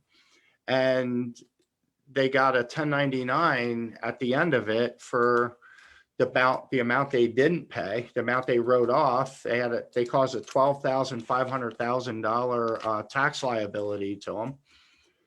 And these people will never recover from that. Never. They'll never recover from that. We're approaching the top of the hour, 7:00 Eastern time here on the Kennedy Effect for July 11, 2021. After all of the frivolity and partying that we did in the first half hour announcing our new partnership with TCP, I am wound up right now. So I hope you guys are sitting back having some ice cream or something to cool down with. I should not have had that cup of coffee before I came on the air. Let me tell you that, because I am bouncing off the walls. It might sound like I'm yelling at my guests. I'm not yelling at them. I'm yelling with them. I am you. I am you. One of the hats I wear, as you well know, is political consultant. And my specialty in political consulting is candidate development. How do we take candidates and make them better candidates? How do we help them hone their messages and their literature and their writing and so on and so on? And one of the very key phrases I tell them, because the candidates that I work with, they're not wealthy. They're quote unquote regular people. And one of the things I tell them is, I am you. Well, I, folks, am you. I just happen to have a lot more microphones and computers in front of me in my bedroom. But I am you. I am broke too. I am working and struggling to get by and keep myself out of bankruptcy, just like you. Because I was silly enough to screw up my back and neck and have to have surgeries for it. Because how dare I be so selfish as to want to be pain-free? What a selfish son of a gun I am, huh? So I am you. I get it. And that's what we're talking about here tonight with our friends, our new friends and new members of the Kennedy Effect family from Partners Capital Group. It is 7:01 Eastern Time. Wherever you might be watching on Facebook, you can come to our home group page, That Other Side of Information, and join the chat. My dear friend Laura is enraged about this topic, and she has been going off and making ridiculous numbers of points, and all of which are good. I couldn't even get to all of them at this point. Hot101.net, our sisters, brothers, friends, and family at hot101.net. Thank you for being there yet again and welcoming us onto your desktops, laptops. He tried to say, always good when the radio guy can't speak clearly. Your desktops, your laptops, your tablets, your phones, if you're Bluetooth streaming into your vehicles, if you're home listening on. Now you can listen, of course, on your smart speaker. You can just tell Alexa to play hot101.net, and now you can hear us that easily. And to our new friends and family at TCP, welcome, welcome, welcome to the Kennedy Effect. We are proud and honored and happy to enter this new partnership and be part of the TCP family. I'm going to be changing the info on the screen. In fact, I'm going to try and do it right now while I'm talking to you, and say that, rename. That's what we want to do. I'm going to put the phone number on the screen. We'll open up the phone line to take your calls and whatever calls you might have for our new friends and new members of the Kennedy Effect family from Partners Capital Group about your credit, repairing your credit, how you can talk to them, what you might need to know. I am going to ask them a question coming out of my little reset of the program here, but I will put the phone number on the screen. We want you to call us and talk to them, ask questions, agree, disagree, yell, kick, scream, tell me how much you love me, because you know you do. You can do that all at our phone number. And for those of you at WTCP Global Internet Radio, and of course our original internet home, hot101.net, the phone number is 267-227-9189, 267-227-9189. That is area code 267-227-9189. As I have told you before, we break the fourth wall with you a lot. We tell you what it is that we do here. A simple, free little program called Google Voice. You can call us and you will be heard live on the air. You can talk to me, talk to the guests, and the entire planet will be able to hear you. No pressure. Don't get nervous. Just a planet listening, not a problem. So Gigi, Mark, Nilsa, I want to take the discussion, if I could, in a bit of a different direction. I think, Mark, you mentioned it right from the top when we started. Would I be safe in assuming the three of you all have children? Yes.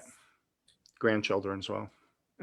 Yep. Why why is what you do not taught in schools, and how important is it?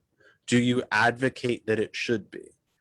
Should students, whether late middle school, high school age, I would think would probably be best, should we be teaching students these more practical life skills of what is a mortgage, how is interest calculated, how to balance a checkbook? I know people don't balance a checkbook anymore. I actually do still balance my checkbook, believe it or not. Even though I pay my bills online, I keep a ledger, I do the math, I make sure it balances out.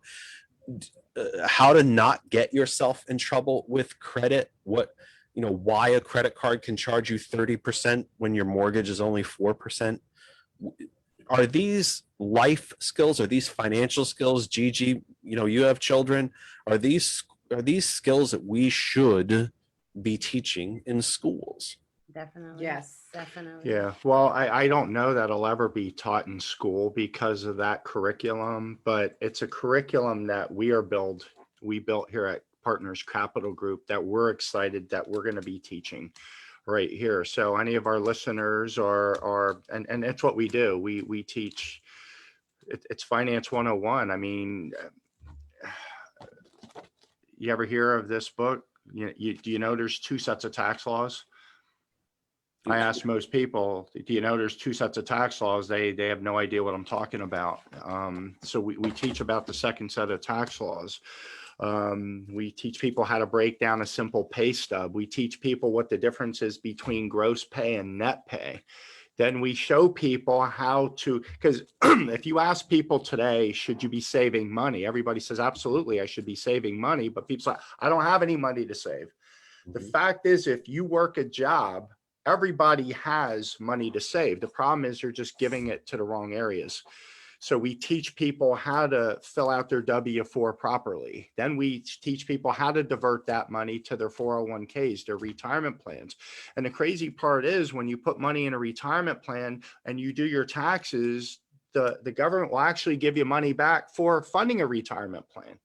We teach them how to get their earned income down so that they get a bigger earned income credit. And it's insane. And I think also that it's our responsibility as parents and as grandparents. I mean, I don't know if you agree with me that we should be teaching our kids, the financial world. We should be teaching them how to get ready for their future, and not to make certain mistakes, things that we probably did. I say it, my generation and where I come from, my parents didn't teach me financial literacy. Most of our parents didn't even know. Most of our parents were never taught it either. I was around adults that said, okay, just you're in debt. Okay, so when I drop dead, who's going to pay the debt? So it doesn't really matter. Like I wasn't really taught, like you're in debt, get out of debt, try not to get in debt, follow these certain steps so that you won't be in debt, how important my credit is.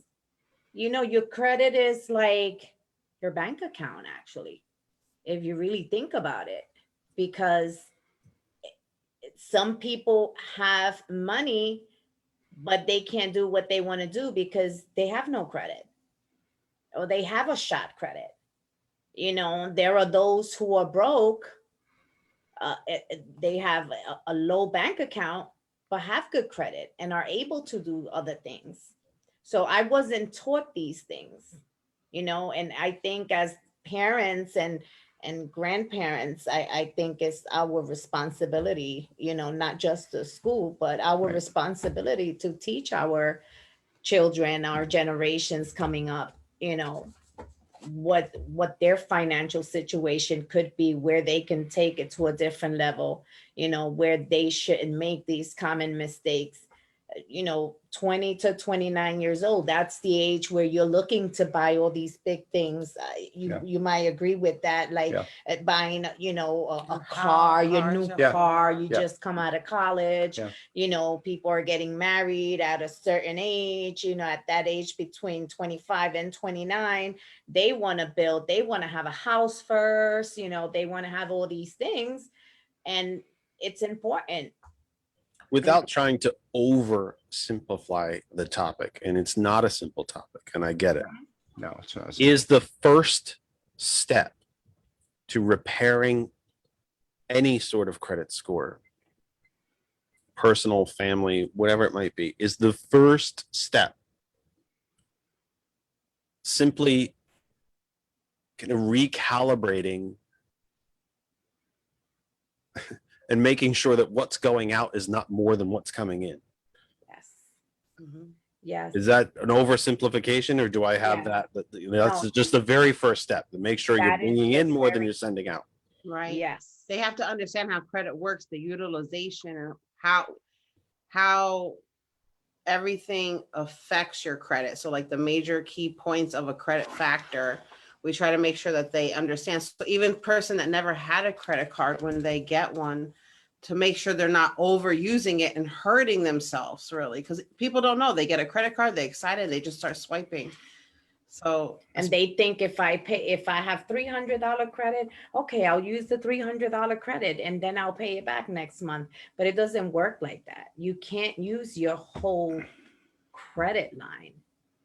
You know, you have to use, you can't just put out there more than what you can afford.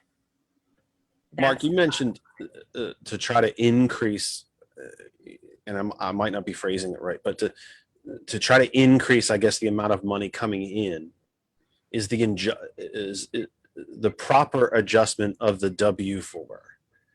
You know, that withholding statement, that statement that tells your employer how much money from your gross income is going to be directed to pay income taxes. What are the pitfalls into playing around there with the W-4? I've always been a traditionalist. I imagine you would probably tell me that I'm ill-informed, and I'm happy to learn things that I do not know or do not understand. I'm a max W-4 guy. Take every last penny that you can take from me, and so that I don't owe you a big nut at the end of the year, especially after the Republican Trump, Paul Ryan, Mitch McConnell tax cuts played with the withholding rates to make people think they were getting a tax cut when really they were just keeping a few extra bucks, and then they owed it all again at the end of the year. How careful, how dangerous, if that's not the right word, how careful does someone have to be about readjusting or playing with the figures in that W-4 so that we can get you a few extra bucks a week, or every 2 weeks, as most people get paid now, and you won't get hit with a big bill at the end on April 15th the following year? It's really simple once you see it. Okay.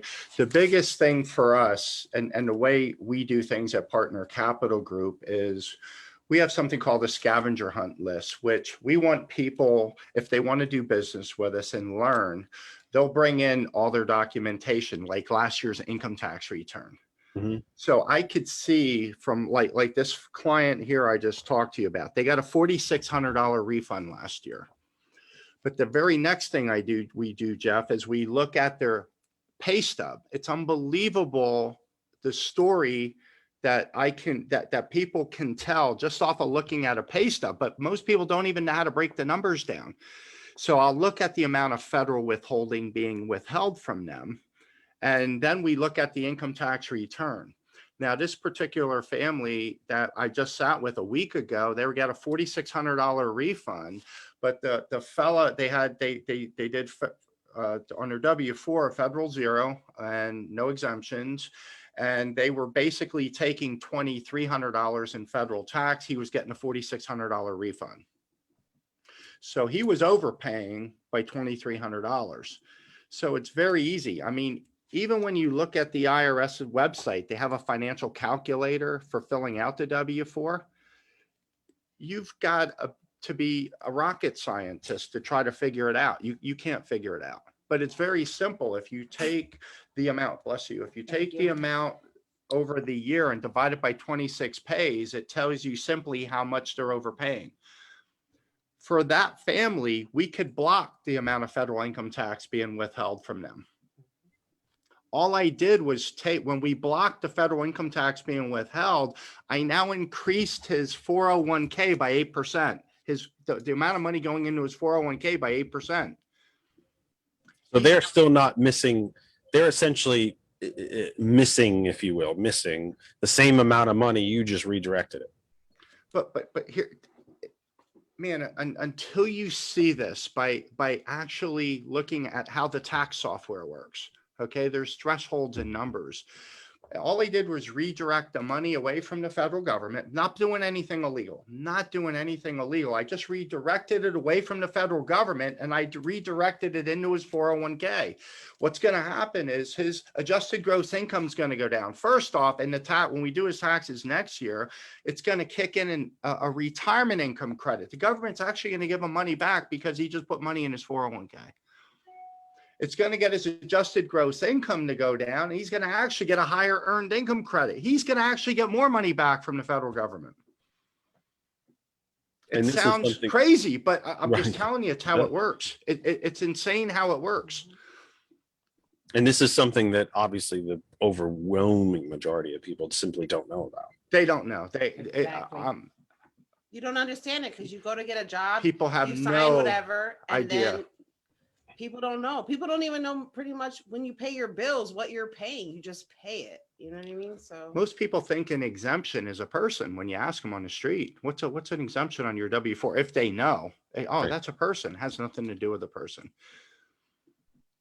But when you see this, it's, I had a 50-year-old guy come in. He was actually from Jamaica. He worked at Merck Pharmaceuticals back in December 2018.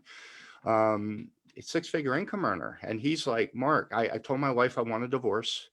I want to sell my house in Jersey. I'm moving. I want to move back to Jamaica. I'm sick and tired of working in this country, busted my butt. And by the end of the month, all I have left over is $200 a month. Most people would say, well, stop spending so much money. That wasn't the problem at all. When you see the amount of federal income tax that was being withheld from that gentleman, it's over $15,000 a year. Now, we helped him do his taxes. He got a $10,800 income tax refund that year. So all we did was we adjusted his W-4, the exemptions, and I now just diverted a bunch of that money into his 401k. He picked up his company's match of free money. And he still got an income tax return the following year because we diverted that extra money. It brought his adjusted gross income down, where he got a retirement income credit. He got earned income credits, and it still freed up another $400 a month for him by doing that with what we taught him. Then we took it further. We refinanced his house. We paid off a bunch of debt, and we freed up another $400 a month on that side. This guy has extra $800 every month. He's now got money going into his 401k. It's properly invested there. He picked up his company's match. And I mean, this guy accumulated liquid cash in his 401k over 75 grand in the last 2 years. He's had extra money every month of discretionary income. He's not getting divorced. He's not moving back to Jamaica. Life's a lot easier for him. But there's so many components that are all tied to that. And we have a lot of different financial professionals, but the problem is everybody deals in one specific area. I mean, here's a family today. They got their 401k plan with this guy over here at work. They got their bank accounts here, their life insurance here, their mortgage here, their credit cards over here. They have their installment loans, student loans, and car payments. So they get their mutual funds and savings accounts. You can't get all these people together to sit down and go over your plan. It's impossible. And all these different people all have a different opinion on what you should do with your finances. And they have a different agenda. If you sit down with your mortgage guy, he's going to say, oh, yeah, you should refinance all of this and go to a 15-year mortgage. So we can get you out of debt a lot faster. The 15 years are lovely if you can afford it. And see, that's what our parents would have taught us. See, the evolution of money changed. It doesn't work the way we think it works. It doesn't work that way. People have no idea. They have no idea, not one little idea on personal finance. And it blows my mind in the world today. We could put people on the moon. I mean, look what we can do technology wise. You can bring up your cell phone and turn your heat on at your house. You could turn your lights off. If somebody rings your doorbell, you can get an alert and see who's standing at your door. But yet 95 out of 100%, 95 out of 100 people right now today at age 65 is either broke or still working. And it's all because they have no idea how personal finance works. I sat with a young guy. In the tax systems, there's thresholds in the numbers. I had a 30-year-old guy come in here about a year ago that I sat down with. Now, he did his own taxes on TurboTax. I said, doesn't make a lot of money, yeah, but he has student loan debt. I said, how'd you do last year? I had to pay in $187. So I said, the cool thing is when you do your taxes on TurboTax, we could bring it up. And I said, let's take $187 and put it in your traditional IRA. It turned it around. He would have got an income tax refund. So if all we did was back the number down to just $50, for you to put $50 in his traditional IRA, he wouldn't owe the IRS anything, not doing anything illegal, do you understand? But it was the year before that blew my mind. This kid had federal student loans like most people out there right now. You can defer your federal student loans for a whole bunch of years, but it's going to come down to the point where the federal government says, look, you got to start paying. And if you don't pay and you do your taxes and you have an income tax refund coming, they're taking it. If you're smart enough to know how to adjust your W-4 that you're not letting them withhold any, they're going to add the payment to your tax bill when you do your taxes. So that year he owed $787. So I said, pull up your computer. I put $787 in his traditional IRA. It turned it around where he would have got a $2,400 refund. And I said, what the hell just happened here? Well, it got him under the threshold that he got an earned income. He would have got an earned income credit plus a retirement income credit. The government, the system would have gave him $2,400 that would have put the $787 in his IRA. It would have paid his student loan and he still would have walked away with more money. It's unbelievable what people don't know. And it's just unbelievable what people don't know. How many of your clients do you see that are saddled with student debt? The student debt total in the nation now is, last figure I saw was in the neighborhood of $1.75 trillion in just student loan debt. How many of your clients do you see are saddled or restricted by student loan debt? I've just been blessed through a young gal that I'm working with on her own personal finance, a group of nurses, actually, young guys and girls. Every one of them has student loan debt.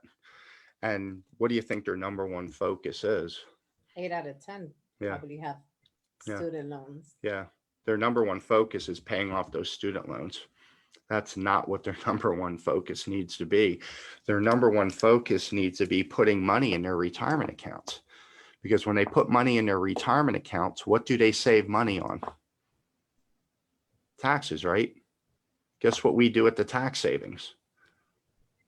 Pay the student loan debt. Use it to pay the student loans. It's unbelievable. Wealthy, what I learned, Jeff, in my lifetime is that ultra wealthy 1% that everybody's hacked off at, they're not wealthy because they work harder than we do. They're wealthy because they know things that we don't know. They were blessed to learn things that we don't know. Or they can afford to pay the people who do. Exactly. And all we did through years of research and looking at all this and sitting with clients and seeing what they're going through, now are we able to do what we do here at Partners Capital Group? The average family, married couple that I sit with, I free up on average anywhere from $1,000 to $2,000 a month. We show them how to redirect that money into their retirement account so that money grows properly for them.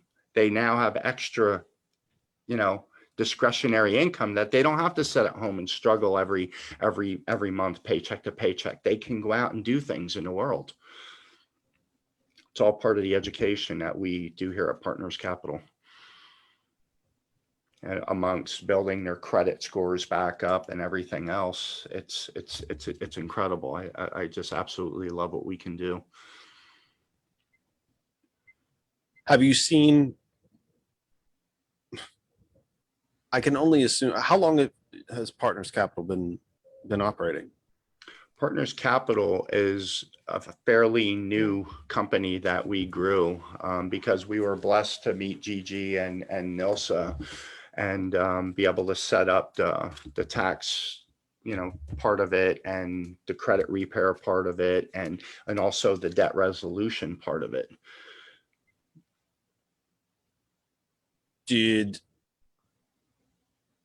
So do you think the company formed, generally in a capitalistic society, we don't form companies that aren't needed or that don't have a market. But did you see the market before you formed the company, or has the market exploded exponentially before? Yeah, no, I seen the need. Business 101 is very simple. You find a need, you fill it. Mm-hmm. The bigger the need, the more money you make filling the need. How does Partners Capital get paid? Okay. If people decide to do business with us, the companies we place their business with pay us a fee or a commission, kind of like a travel agent gets paid. Bottom line is the companies pay us, client doesn't pay us anything, but they set up all our next appointments for us. And do folks come to see you? You mentioned you were at kitchen table with folks. I mean, or do you do both, or? We do both. They come into the office and we also go to their homes and sit at their kitchen tables and teach them.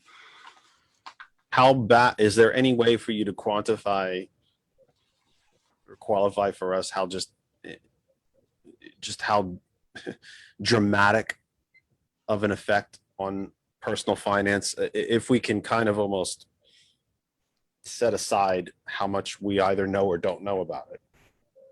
Is there a way to qualify just how devastating the pandemic has been for folks through what you see on a day-to-day basis in your business?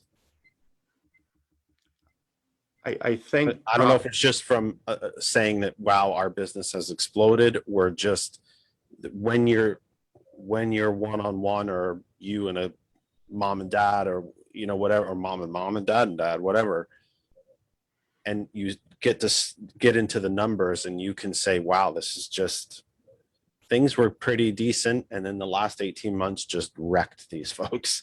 I mean, Is there a way for you to quantify that? How desperate this pandemic has been on folks? I think it's been really tough. Yeah, it's hard. People. It's really hard to say. I believe we're just coming out of this. I don't know. Honestly, don't know what the credit card statistics are. How much debt got put on credit cards? I don't know that yet, and I don't know that the system sees it yet. But people are just getting back to work. Well, I mean, unemployment. People are still sitting at home collecting unemployment because they can until September.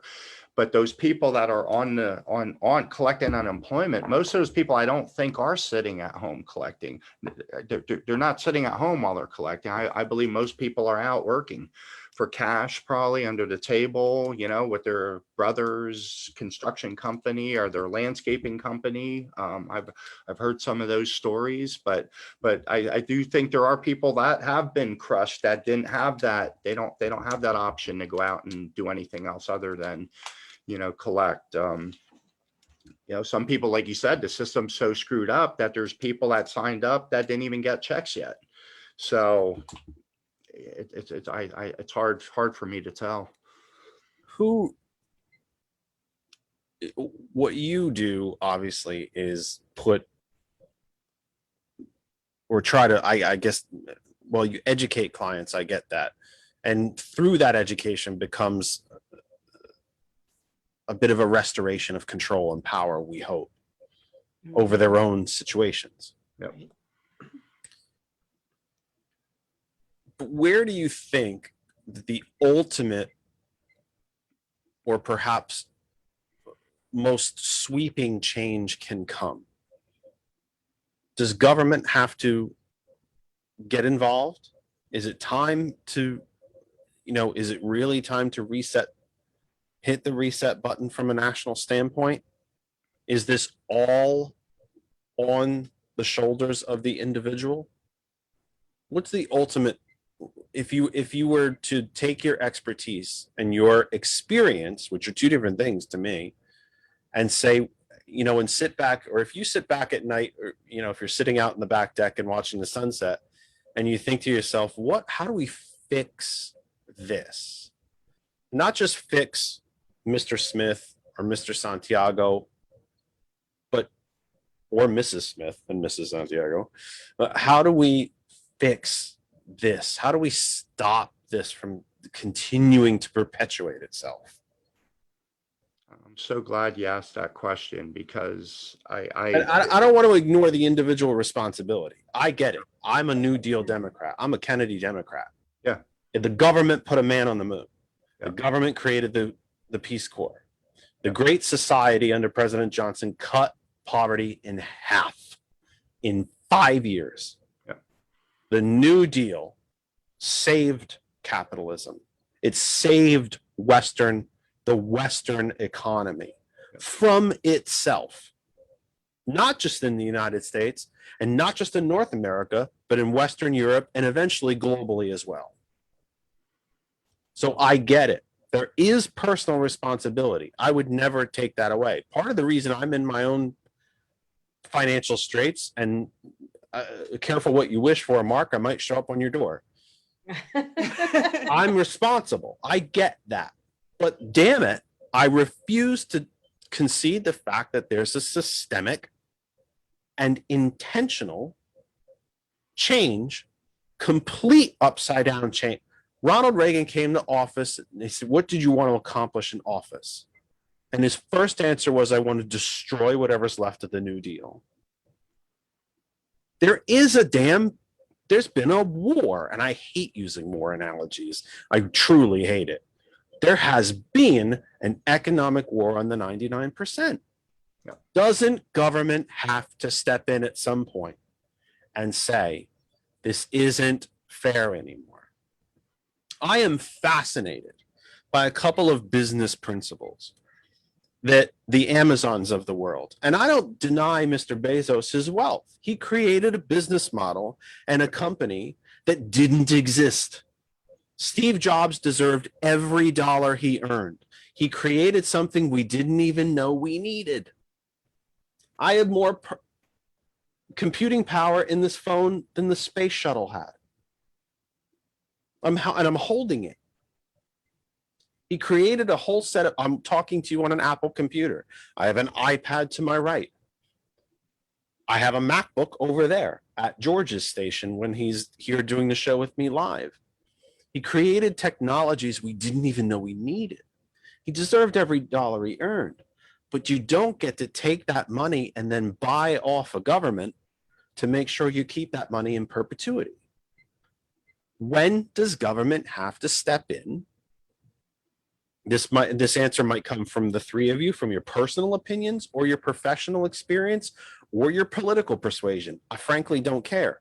But what you have to have some kind of opinion.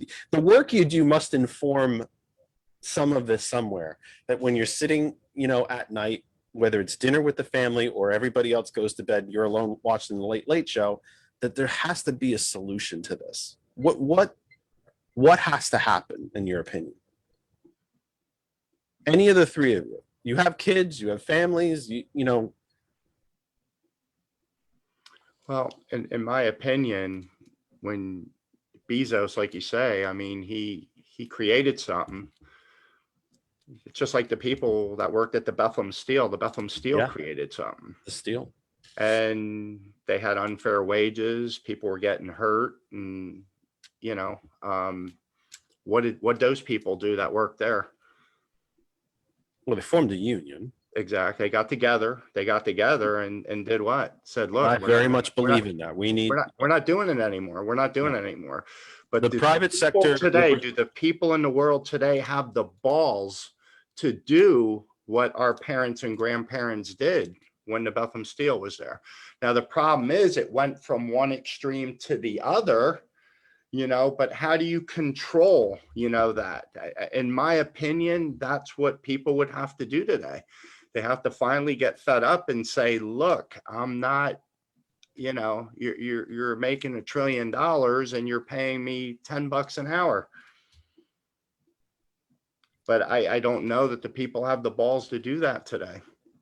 The percentage of the private sector workforce in the United States that was unionized when Reagan came to power was about 37.5%. It is now 5.4. Exactly. And the crazy part is what broke that whole union thing.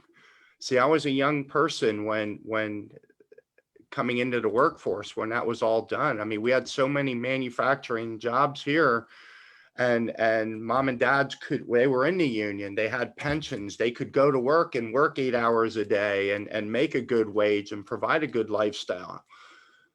But the day we passed that NAFTA, the North American Free Trade Agreement, was the day we opened the floodgates for all our companies to take their stuff here, and you had to be an idiot if you didn't, and move your stuff to Mexico. We can now manufacture this bottle of water in Mexico for pennies, bring it here and sell it for dollars. They made a lot more money doing that.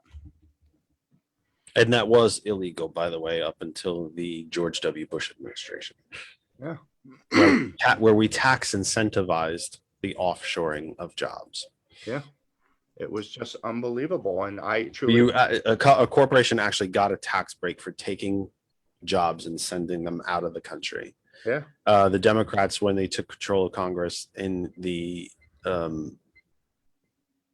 well, they did it twice. They did it at the end of the W. Bush administration. They tried it again during the Trump regime to reverse that, to give companies a tax break to bring jobs back to the United States. Republicans filibustered and killed that legislation both times.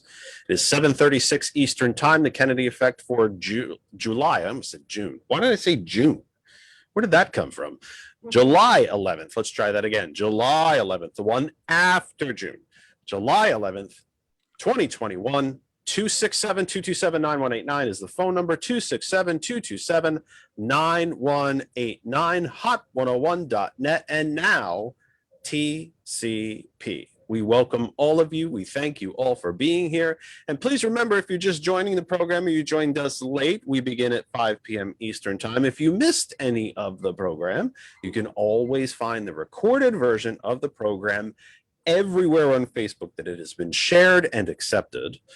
And our own home group Facebook page, of course, That Other Side of Information, and what has become our repository and our library for all of our past and recorded episodes. That would be youtube.com/That Other Side of Information. And as we have all learned in recent years, all of these wonderful technological social media platforms exist in what the general ether called the algorithm. The more of you that give us a like, a subscribe, a smiley face, a pat in the back electronically, so to speak, the more of us you will see, the more you will be able to keep up on the articles that we post at That Other Side of Information. Our Facebook page never closes, so to speak. When we are not on the air live, you can always go to That Other Side of Information and see the news articles that we are posting. Factual, scientific, real, actual news. Trust me, real news. You might not agree with it, and that's okay too. We're adults, we can get through it. People of all political persuasions are welcome on this program. We might disagree, but you are all welcome here, and you are all respected here. We have had Republicans as guests, we've had conservatives as guests, we've had some evangelical callers. We may not agree on everything, but you are welcome here, because if we don't talk to each other, we cannot repair the society. We cannot begin to move forward or anything of the sort. Insert proper term here. That said, I wanted to ask you about something a bit abstract, if I could, which is not really part of your business, but you are financial people. You understand the economy and the greater economy as a matter of course. It has to be part of your business. It's hard to It's hard to tell folks, and I'm not necessarily talking about investment advice, but I'm talking about maybe it's hard to tell folks where to shift money if you're not keeping an eye on what the economic conditions of the country are. In my opinion, it would be hard to tell people to, throw money here or plow it all into this when there might be some great economic calamity on the horizon, and you might want to put, money in a more traditional savings type place that you can access quickly, liquid money, so to speak. When I had the kind opportunity to speak to Gigi and Nilsa on the phone, I know that this is not something that you deal with on a daily basis. I get that. But you deal with financial things. So I wanted to ask you this kind of abstract, it's not an abstract question, but it's about an abstract topic, or at least what I think is an abstract topic. What is cryptocurrency? And why does it even exist? That's a great question. It's not something that I really got into. I see it As a person who delivers advice and who's hired to look out for the best financial interests of folks. If they ask you about such a thing, I mean, is it something that you, even if you don't, I know exactly what I want to ask. I'm trying to find the right words so that I explain it properly. If somebody says to you, well, you freed up all this money for me per month, I'd like to take even if it's just a tiny bit of it and throw it into Bitcoin. Does something in your experience, your education say, I don't even know what the hell a Bitcoin is? What is a non-governmental issued, what some gamer could have created in mom's basement in between sessions of Fortnite, and that isn't accepted or regulated by any government on earth? The United Nations has actually produced a report warning people about these cryptocurrencies, is that they're almost not even tangible. They're not even real, let alone, again, completely unregulated. Arbitrary figures are deciding, one of my coins is worth $100 million. Do you have to look across the table to people and say, don't get into that, it's dangerous and troublesome? Or does your own brain say, boy, I wouldn't touch it, but this is the client, I have to respect their wishes? I ask it, I guess, from a political point of view, because I consider it to be just I could be holding a Bitcoin. That's about as real as it is to me. Close your eyes and you can see one. That's about as real as it seems to me. But I have to imagine that because there's so much media attention around it, that perhaps when you're meeting with a client, they say, oh, well, if you save me the gentleman that you spoke of, or the family, I think it was, that you spoke of earlier, we saved them $800. Oh, hey, Mark, Nilsa, Gigi, what if I took $100 of that and I started buying cryptos? Yeah, that's a great question. And being a licensed representative, it's not a recommendation I ever make because I don't know anything about it really. I can say because of the fiduciary responsibility. Yeah, the fiduciary responsibility is definitely the huge factor there. But you can't go wrong with a mutual fund because you got professional money managers. That's their job, is to physically sit there and look and study these companies, and their job, their number one goal is to make you wealthy, because that's how they get paid. The better your portfolio does, the more they get paid. So, and that's their job. So, you can never go wrong with a mutual fund. Me personally, I would rather own Tesla and Amazon and these companies that are just, unbelievable. Johnson & Johnson, Procter & Gamble, because they've been around forever. And yeah, you can hold on to a piece of Johnson & Johnson when you own that. I am a stockholder. Yep. I have one share. Yeah. One. Yeah. But to say anything about Manchester United, I swear to God, I'm a stockholder in Manchester United. Shows you where my priorities are. I'm a stockholder in a soccer club. It shows you where my priorities are. Can any of the three of you talk to me about the blurry lines in what you do, you're not an investment banker. No. So you don't give investment advice. You do reconstruct or refigure folks' taxes, but you're not a tax accountant. Can you talk to me about the fuzzy areas and the we sort of have these different segments of a personal financial life and an economy at whole. There is different little spheres of them, but I'm sure you guys have all seen the graph, of the overlaying circles. That's this part of your life and this part and this part, but then in the middle, those three circles overlay each other. Can you speak, Gigi, to the kind of the blurry line between dealing with a client that you're trying to help with, X, Y, Z, whether it's the taxes or credit repair or whatever, and then they say to you, well, would you buy this stock or would you put, well, I know that you deal with savings and so on, so maybe that's not the best question, but would you take that extra vacation, or would you buy that car, or would you lease a car, or can you tell me a little bit about the kind of the odd, blurry financial boundaries between segments of a person's economic life? Well, when we're dealing with me and Nosa deal with more of the credit repair. Once they get their credit repair and they're like financially more stable, we send them to Mark because he's licensed broker, so he can help them in other areas of their life. But when we do their credit, we actually kind of make it really clear when we first start, like, please listen to our advice. Don't go out as soon as you see your score go up and start like applying for cars and loans, and because then you're just making our job go right back down. Spending it all over again before you actually have it. So we do tell them and advise them through the process, and they can also have a back end where our clients do log in and track our progress, see us working, because we do know there's a lot of other people that have been fixing credit. And I mean, it happened to me in the past before I got into the field.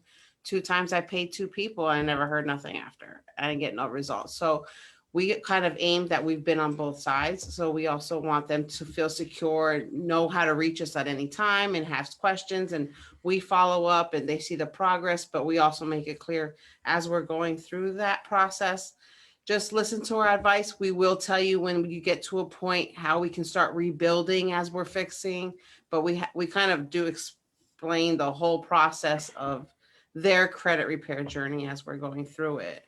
It's very communicative so that they don't feel ever lost or confused in the process, but we can't make people do anything. I mean, we still do get people that all of a sudden jumping out and trying to apply for a mortgage. You know what I mean? So I try not to give too much of my personal opinion, because my opinion may not be, what I think is good for me may not be good for you. But I do make it clear, it's your money, you're paying for this.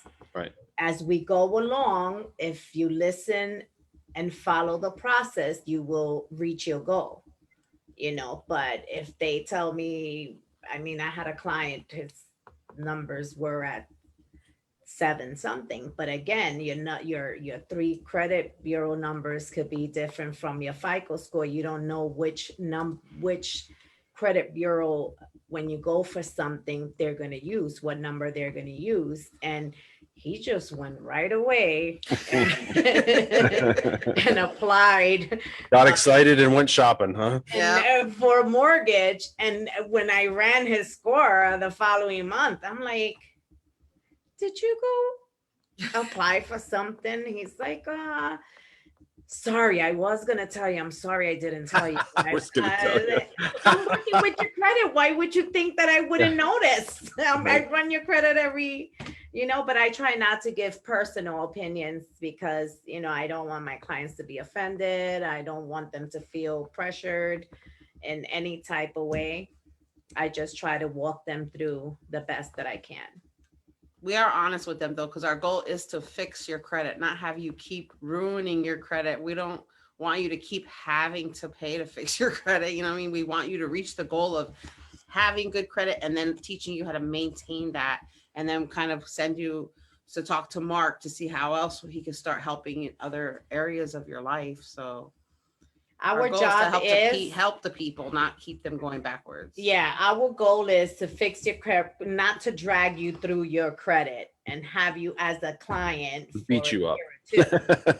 You know, my goal is, or our goal is to fix your credit within 3 to 6 months.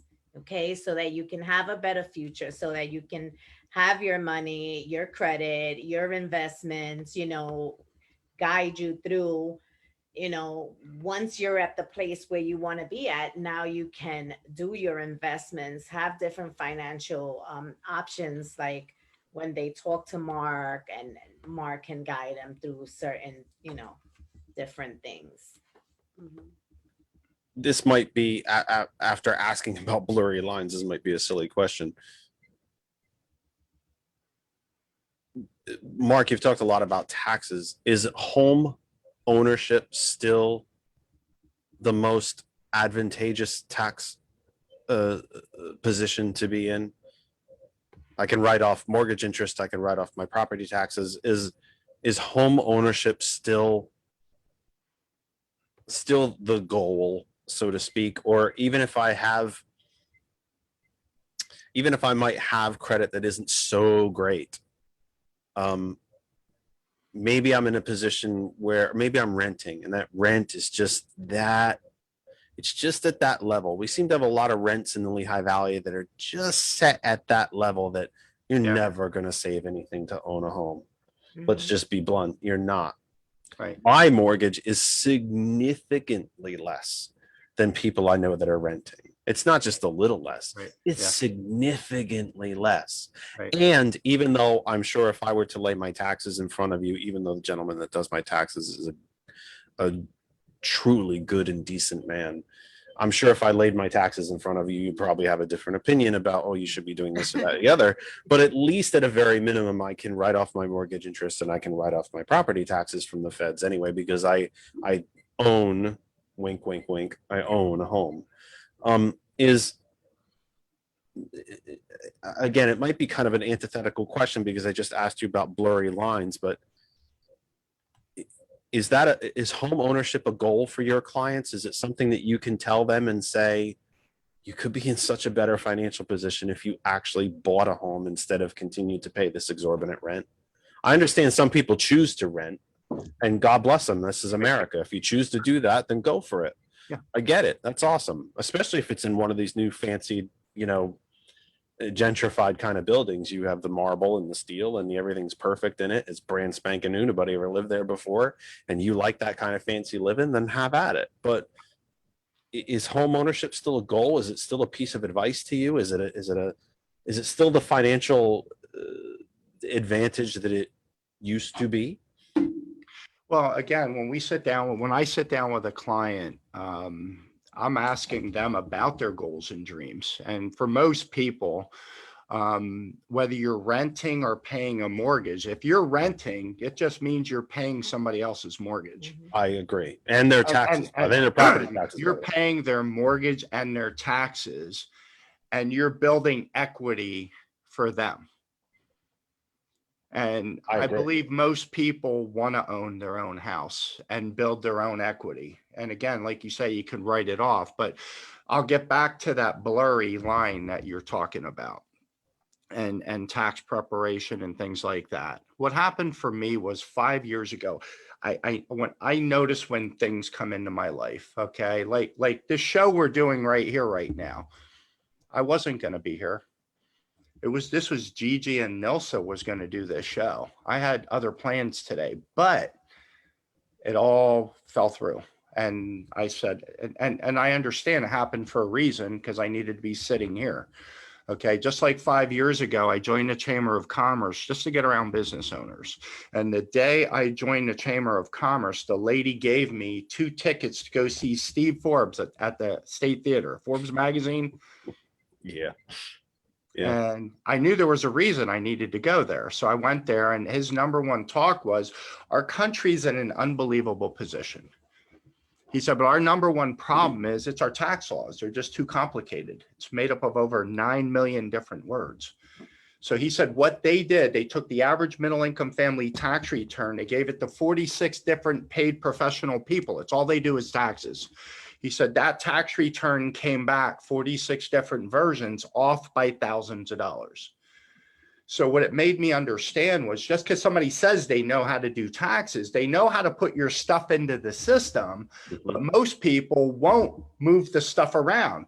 And people that do taxes get so overwhelmed at tax season that they just want to put your stuff into the system. And however it turns out, I'm sorry, Mr. Kennedy, you owe $1,000 this year.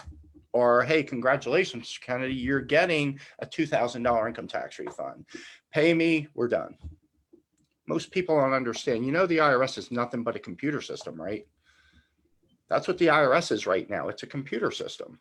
Right, with the keywords being right now. Right now. The lower, the poorer you are, the more likely you are to be audited. Well, the thing is, it's a computer system, and your employer sends your W-2 information in there, and the banks send all your mortgage interest stuff in there, and they send you the documents, and then it's up to you whether you go on TurboTax or H&R Block or whatever, or you get some paid professional.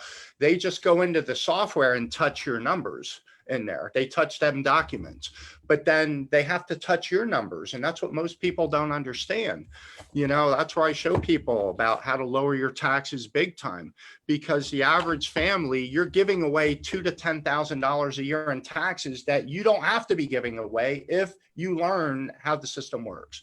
And that's all we teach people, you know, is how to build their side of the story. And again, the software is the software. You can't do anything illegal in the software unless you are putting numbers in there that are technically not your numbers. But it's all about educating people on how that works. And now we can teach them how to instantly free up. You know, when you show somebody that usually gets an income tax of $4,700, how now they're getting a $21,000 income tax return because somebody different prepared it, not doing anything illegal. And now you can teach that family how to instantly free that money up. It's so huge. And now what to do with them? Hey, we need to, if we add this money to your retirement plan over the next 20 years, you're going to have $1.2 million, but you have an extra $500 discretionary income. You can afford that house now rather than renting. But there's a whole story behind that, you know, and it takes visual aid as well. You can't just talk about it. It takes visual information to understand it. Senator Sanders tells us that if we as a society, we as a government, funded the IRS fully,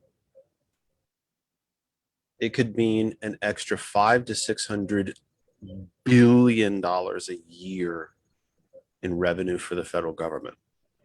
I mentioned just a minute or so ago that if you are poor, working poor, middle class, you are infinitely more likely to be audited than if you are wealthy, because the IRS is not staffed and does not have the money to fight in court. And most poor people or middle class people don't fight. They find out they're audited, they go in the office and they reach a settlement. In your dealings with the IRS, would you say that that statement or that set of statements, wink, wink, that set of statements, generally speaking, is accurate? Well, if you've seen how the tax software works, when you put the numbers in there, before you file it, gives you an audit assessment, something called an audit assessment. Your likelihood of getting audited is you have a better chance of getting hit by an airplane than ever getting audited. And the only reason you would get audited, and you won't even, most times don't even get audited, is if you miss touching a document. So for instance, the IRS, somebody sent you a 1099 and you didn't touch it, or you forgot to give it to your tax preparer, it's going to kick up a red flag at some point, and you'll get a letter stating, it's most of the time, it's just a letter that, hey, you had this 1099 or whatever, an extra W-2 that didn't get touched. But for most part, you know, your chances of getting audited are really slim to none. Regardless of your economic status. Exactly. Regardless of your economic status. How what changes have you seen in the IRS as a bureaucracy in your experience? Well, when you understand and you watch that YouTube video, The Inequality of Wealth, you know, the government's involved. They understand the ultra wealthy 1% now control. They're trying to get that, but again, they're just never going to get that money to redistribute it back into the system. It's going to take an education by somebody, us, with the curriculum, and you need to see the curriculum, because when we show you what we do, it brings that money back to the hardworking people, you know, and it will redistribute the wealth. Do you find it sad or shocking, or is it a not a business wide, is it a profession wide perception that you have to battle on a day-to-day, that there are so many folks in the financial industry, especially sadly the credit repair, other credit repair places, oh, stop paying those bills, we'll take care of it for you, we'll negotiate it down, just send us a check. Mortgage reinvestment, gee whiz, why am I'm all over the place. Mortgage refinancing or renegotiation, investment bankers, you know, oh, buy this stock, sell that stock. How much does it affect you, or how angry do you get as both a professional and a human being, the lack of fiduciary responsibility? You talk about that you consider yourself a fiduciary. You work on the fiduciary rule, something that used to be enforced by the government, by the way, but it is no longer. But you operate as a fiduciary.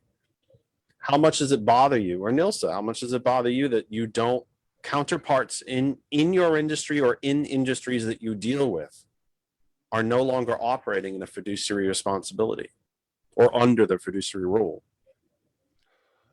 It drives me crazy because there's no education from any point of finance. Yeah, nobody Just gives you the like information. you go get hired at a job and they offer you a 401k. There's nobody to sit down and talk to you about how the 401k works. The 401k company provides the 401k, and if you ask them, you can't ask them any questions, they'll tell you to watch videos. And you got to try to watch videos and figure out what, Understand it. you know, how should I be invested? And then the system created a default. They created target date funds for people, all based on investing on your age. The 401k, by the way, Mark, is a relatively new thing, by the way. It was a creation out of the Reagan administration to, as a something, I'm oversimplifying, guilty, I'm oversimplifying.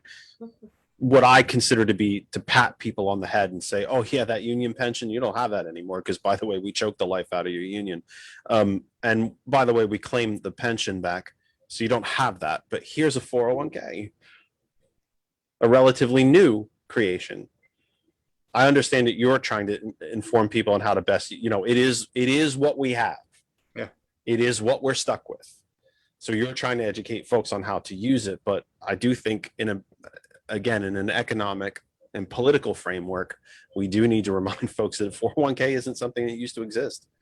It just turned out as a way to privatize pensions and make money for banks, because they get transaction fees and commissions and et cetera, et cetera. But again, when you understand the difference between a pension and a 401k, it's actually better that you have the 401k, because you can control how it's invested. And that's the reason pensions are a dinosaur, a thing of the past, because they tried to put the fiduciary rules and government steps in and tells the pension people how it needs to be invested.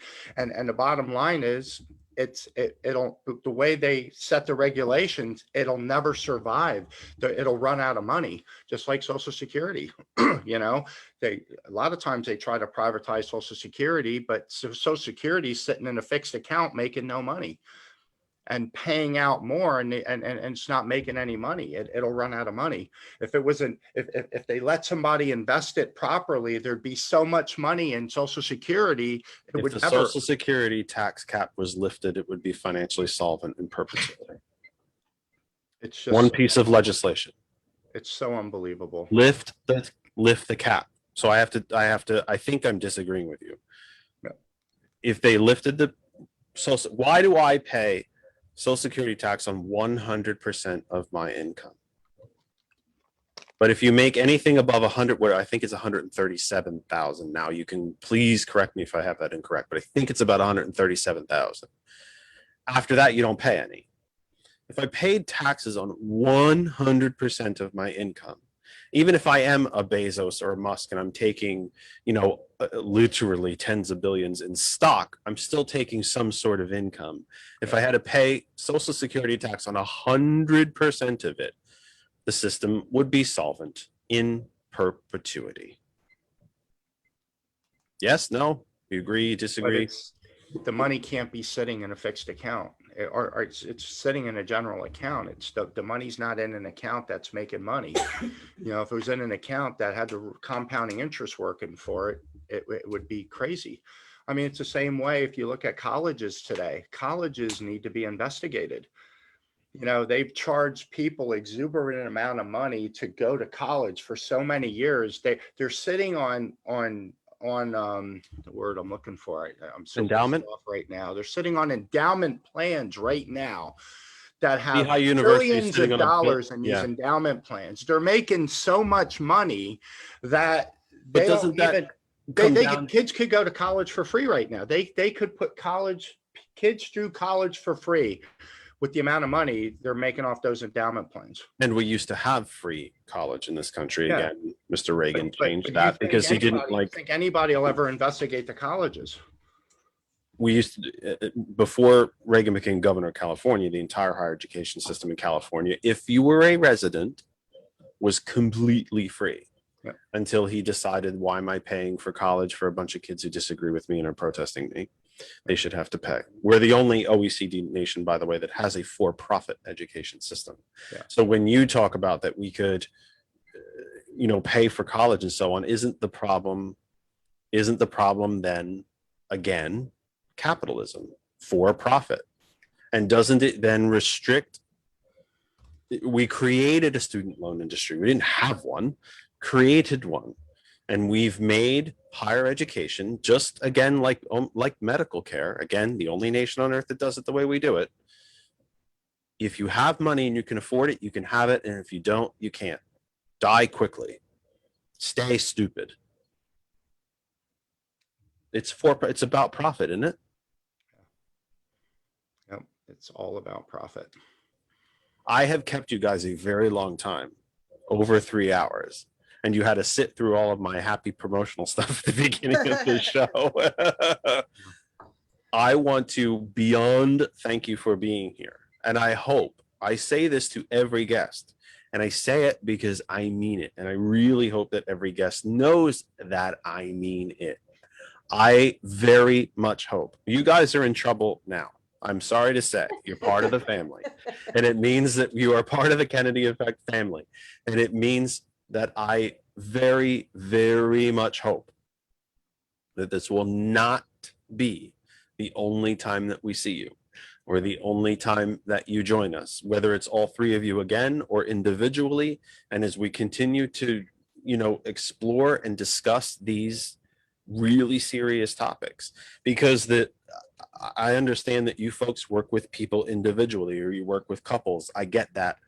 But every single person why I'm telling you this is probably arrogant of me. You do it for a living. I don't need to tell you what you're doing, but it would seem to me that every single individual or couple or family that you are working with across that table, whether it's in your office or at the kitchen table, is in and of themselves a symbol of the macro economy. They are symbols of what we are facing as a society, of what is literally the 1% versus the rest of us.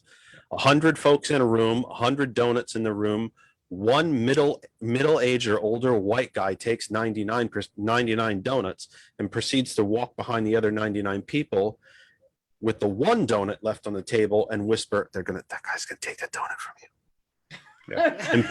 and pit us all against each other. Yeah. That's what our economy's become. Yeah. And that's it, whatever political persuasion the three of you may be or may not be. And again, it's none of my business. I know damn well what I am. It's right behind me and my name's on the screen. One former political party did that, and they did it on purpose, and they did it for profit, and they did it for power. With all of that said, I would like to simply say to you, I'm very, very, very grateful that you came here. Very grateful, because I think you imparted I'm grateful, Jeff, to meet you. And I just may come work with you, but I don't want to be yelled at, Mark. Please don't. When you look at see our facility. when you open my taxes and you go, God, what are you doing here? Don't beat me No, up. he's just very Please don't beat me up. Yeah, I just Look at this W4, it's a mess. Please don't beat me up. But I also want to, like I said, I hope this isn't the last time you come here. no, absolutely. Every single guest to me is important because I didn't pay you because, as we've made very clear, I couldn't pay you if I had to. You've taken time out of what is traditionally a family time, Sunday evening, and talked to us here. You've been here for over 3 hours. You were kind enough to come in early, which I forgot to ask you to do in case there was a technical problem, and you came early anyway. So you've been here a long time. What I want to do is I want to just simply open the floor to you. Is there any topic that we did not get to cover that you want to cover? Is there a topic that we didn't get to completely cover? That maybe you had something you wanted to say about it and I took host privilege and stepped all over you. And I absolutely want you to tell everyone, and if we can get it fast enough, George will put it in the chat on the Facebook page, if we can get to it quick enough. Because some people give their email addresses. We just can't write it down fast enough. But if we can get everything fast enough, we'll put it in the chat. How do people reach you? So those three things. Anything we didn't get to cover, anything we didn't get to completely cover, and how do folks reach you? Yeah. Well, The floor is yours. Our website is www.partnerscapitalgroup.org. It's all spelled out, the full word. Yes. Partners Capital Group. Partners Capital Group. Gotcha. And- .org. .org. Yep. Yes. Okay. And our phone number is 610-589-0626. And we are here to help as much as we can. Yep. And Mark is very passionate about the financial literacy. And I'm a little afraid of Mark. I got to be honest. He's gonna beat me up if I come in there. he is so passionate. You're so about- wrong about taxes, you damn hippie liberal. You, I'm gonna get you. I'm actually looking forward to meeting you because, we did a lot of talking, but if we can do some talking and I can give you some visual information, you'll I'm a be blown lousy away. reader, Mark. I watch documentaries. I'm a lousy reader. Yeah. Hey, look, you know what? I'll be honest. And again, this is probably me trying to tell you your own business, which is stupid of me to do. I would imagine you have plenty of clients that like, here, read this. And they're like, all right, whoosh, whoosh. I got 3 sentences in and I'm gone. What am I looking at? Because I know what happens to me. Yeah, it does happen that way, but some are smart enough to say, here, just take this, and I go through it and say, we need to do this, this, and this, and they say, well, do what you got to do, and they instantly see the results. That's all I could tell you. Instantly see the results. It's like when you work and you have to have hands-on to really know the job. You have to really visualize it. You have to see it so you can actually visualize it and understand it. And that's what I get frustrated with personally, because I know it. How can I? Again, I have a few good people that we're building a curriculum so that people can. You could come here, take a class for free, and by the time you leave here, you know where the W-4 is. You know how to break down a pay stub. You just, you're going to know everything you need to know, and is there something that we didn't get to cover that you thought was really important that you want to make sure that we cover with folks? Either a question I didn't ask or a topic we didn't get to cover. Is there anything that we didn't get to go over that you think is really important that you want to make sure we leave folks with before I sign? Well, before you go, and I'm going to ramble on like a goof, and then before I sign off, is there something that we didn't get to cover? Yeah, I'll just, we might have even covered it, but I just want to reiterate it. People today in the world, you've got no chance. You've got no chance at getting ahead unless you learn some things. And there's really 4 major transfers of wealth for people that until you learn how to control them, you're just never going to get ahead in the world today. And it's basically the number 1 largest transfer of your wealth is taxes. Until you're blessed to get in front of somebody that can really explain to you and help you with your taxes, you're just not going to get ahead. And the problem is people are getting raped in taxes. So how's everybody going out and buying everything? Credit cards is the 2nd largest transfer of your wealth. And then it's banks and the insurance companies. Until you could sit down with somebody that can look at your overall plan, everything, your taxes, your credit cards, your mortgage, your life insurance, that can look at everything, your 401k at work, and build you a story, you've got no shot at ever getting ahead in the world today. You know what's scary? If I made an appointment to come see you, I'm not even sure. I'm saying this to the globe. How embarrassing is this? I'm not even sure I could gather all the documents you would ask me for. It's not. It's really not a lot of documents. It's really not. Like if you asked me for my 401k statements, because I have a couple from past jobs, I'm not even sure I could even find them. Especially since I think a couple of them moved to, we've saved you paper. No, I want the bloody paper. And now I don't know where I could even go to get an electronic statement. God help me, because I'm not even sure I could get them to you if I had to. With a gun to my head, I'm not sure I could do it. I know where my taxes are. Yeah. But if you said to me, I need to see your 401k statement, like, good luck with that. Don't hold your breath on that, because I couldn't tell you where to get a bloody thing. I don't even know where I'd find it. I literally don't know where I'd find it. Gigi, what about you? You're very quiet for most of this, even after we talked all that time on the phone. Is there something that you think is really important that perhaps we did not cover or cover fully that you want to leave folks with? No, I think that we covered way more than I expected. Oh, you're easy. Oh, that was so easy. Thanks so much. Come back anytime. Makes me feel smart.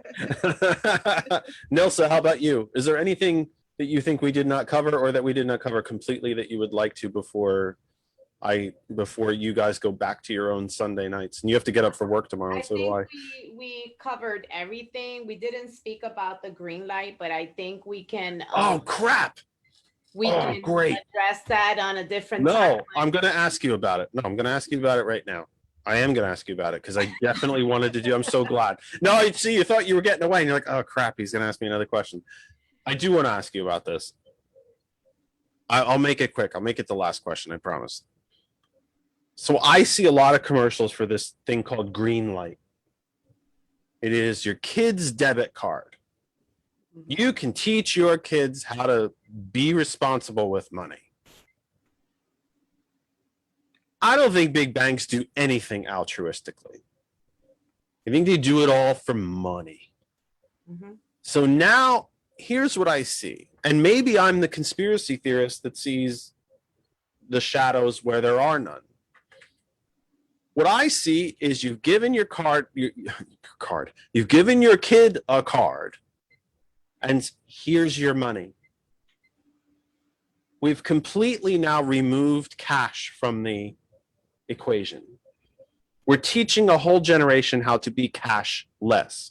And we know, by the way, from a myriad of studies, that the quote unquote cashless society disproportionately affects communities of color and lower economic statuses.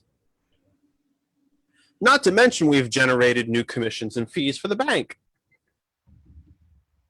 Is that the real secret behind Green Light? Or are we really trying to teach our kids how to be responsible with money? I see children being exploited for profit. Am I right or am I wrong? Yes, we discussed that earlier, Yeah. right? Yeah, if you look at everything advertising today, all the advertisements, like you could buy a new car. See, people don't know the effects, nor are they ever taught the effects of money over a long term. People only know the money over a short period of time. And everybody's taught to live paycheck to paycheck, month to month. Like we talked about that $194. People think that's not a lot of money. I could take that $194 and I just seen an advertisement. I could buy a new swimming pool for $194 a month. So they go buy the swimming pool. You know, and that's the problem in society. People aren't taught the effects of money over a long period of time. You know, when you learn, you know, people don't know the difference between fixed interest, revolving interest. Most people never even heard of compounding interest. Yep. I think it's like to me it's like like it has two sides to it, because at the same time you can teach your kids financial. See, I'm with you. I could see if I had that card and that card had $200 on it, Right. and I'm a teenager, I'm 13 years old, and I really, really want that new video game, and it's $259. Mm-hmm. Well, I now know I'm $59 short. So I suppose I can make the argument that I'm learning something. I either need to save more, or maybe I buy a less expensive game. Mm-hmm. You know, there's several lessons. Or do I really, or maybe I look myself in the mirror and say, do I really need that? Right. That's a lot of money. When I've saved on this card for 3 months and I'm still $59 short, maybe do I really need to spend that? I can understand that. I can understand that. My parents gave me an allowance, but they gave it to me in cash. And there was something tangible, something visual when I had a stack of ones, because I got $3 a week. Mm-hmm. This is back in the dark ages when we used to use stone tablets to send messages to each other, right? And we didn't even see in color. We saw in black and white, right? But when I had a stack of ones and I wanted to buy something, I had to physically hand over that money. Yeah. Something was leaving me and going to someone else. Now, I did not understand at the time that that's how an economy works. The constant flow of money. This is why home ownership is so important. For every dollar that you put into your home after you buy it, not the mortgage itself, you generate $7 to $12 of economic activity as it ripples through the economy. I might buy a new washer dryer, I might buy new appliances, I get a painter, I get a carpenter, I get whatever. That doesn't happen with rent. That's how an economy works. I go to the restaurant, I buy a meal, I tip the waitress then, or the waiter, and then they go and they spend that money on clothes for the kids or whatever. Money ripples through an economy. So the physical, the tangible feeling of I have a stack of singles of dollar bills. I might have 20 of them, and I decide I want that shirt or that hat or that, I almost said cassette tape. How the hell old am I? But I have to. I almost said cassette because it's one of the first things I used to buy when I got. Same here. That's the same. So where did I get cassette from? But I have to take 10 of those dollars out on my hand, and if Mark owns the cassette store, I have to give them to him. Are we losing that? Are we losing that intentionally? Absolutely. So that when I stick that chip in a reader, I don't feel the $200 that I just transferred. Right. But Is I this think that's intentional? our generation that, you know, of keeping track and using the card, because I say it like from my grandkids' perspective. If I give them a $200 card, my grandchildren would rather use my card than subtract anything from their his card. from his card. Yeah. You know, so I think it's a generation thing, right? Yeah. Would you say that? Like we came, you know, to us it was the money thing, Yeah. but to them times are changing. So to them, that card is money. Like if you Yeah. give a But kid every a time I gift card- stick that card in a reader, that bank gets paid. That's my money too. Yeah, Yeah. I didn't hand a $20 bill to Mark yeah. or to you, Nilsa, or to Gigi to buy something. Mm-hmm. I stuck a card in a reader. So $20 got transferred to your account, And but the bank- also Greenlight, whoever the hell owns Greenlight, it's probably freaking Wells Fargo or Jamie Dimon. I swear he's evil. I swear he's evil. They get another $1.25 or whatever the hell the finance or transaction fee is. Right. We're not teaching the kids that part, are we? Well, that's part of teaching them. We need to teach them that. That's very important. Like I said, our generation, you know, my parents' generation didn't teach me that. So my job, yes, we would love the schools to teach that. That's so important. But they But won't. since we know that they won't, it is our responsibility to teach our kids. I mean, my that mother there's had a Sears fee card, but that it the was the bank is kind, gonna get.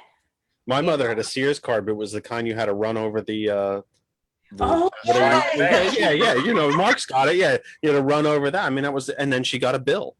Yep. And when the bill came in the mail, she paid it. Yes. Yep. With a check. Yeah, with a check. I still write checks occasionally. Heck yeah, with a check. And by the way, in fact, I am so suspect. I will not give places access. I won't do direct payments. I go to my bank account and then I pay them through electronic bill pay. And whenever anybody offers me, well, we could take a payment right now without if you are not getting into my account. Mm-hmm. Yeah. I will pay you, and I will pay you when I have the money. And if you'd like to chase me and sue me, have at it. If I don't, I don't have the money, I'm not paying you. So let me leave you with a story that I would think some of you may have heard. Senator Elizabeth Warren from Massachusetts, we're familiar with Senator Warren. She created the Consumer Financial Protection Board. She was part of the, I want to say it's the Senate Finance and Banking Committee, but I might have that incorrect. It could have been government oversight as well. Either or. And they hauled up, you know, as they do occasionally, and sadly, I think too often it's for show, the heads of all the big banks. So that included Jamie Dimon, whom I think was grown out of some sort of Luciferian test tube, but that's a story for another day. And she had him in her office, which I found strange, but he was in her office. And she said, I know who you are. I know you're cheating. I know you're breaking the law, and I'm gonna get you.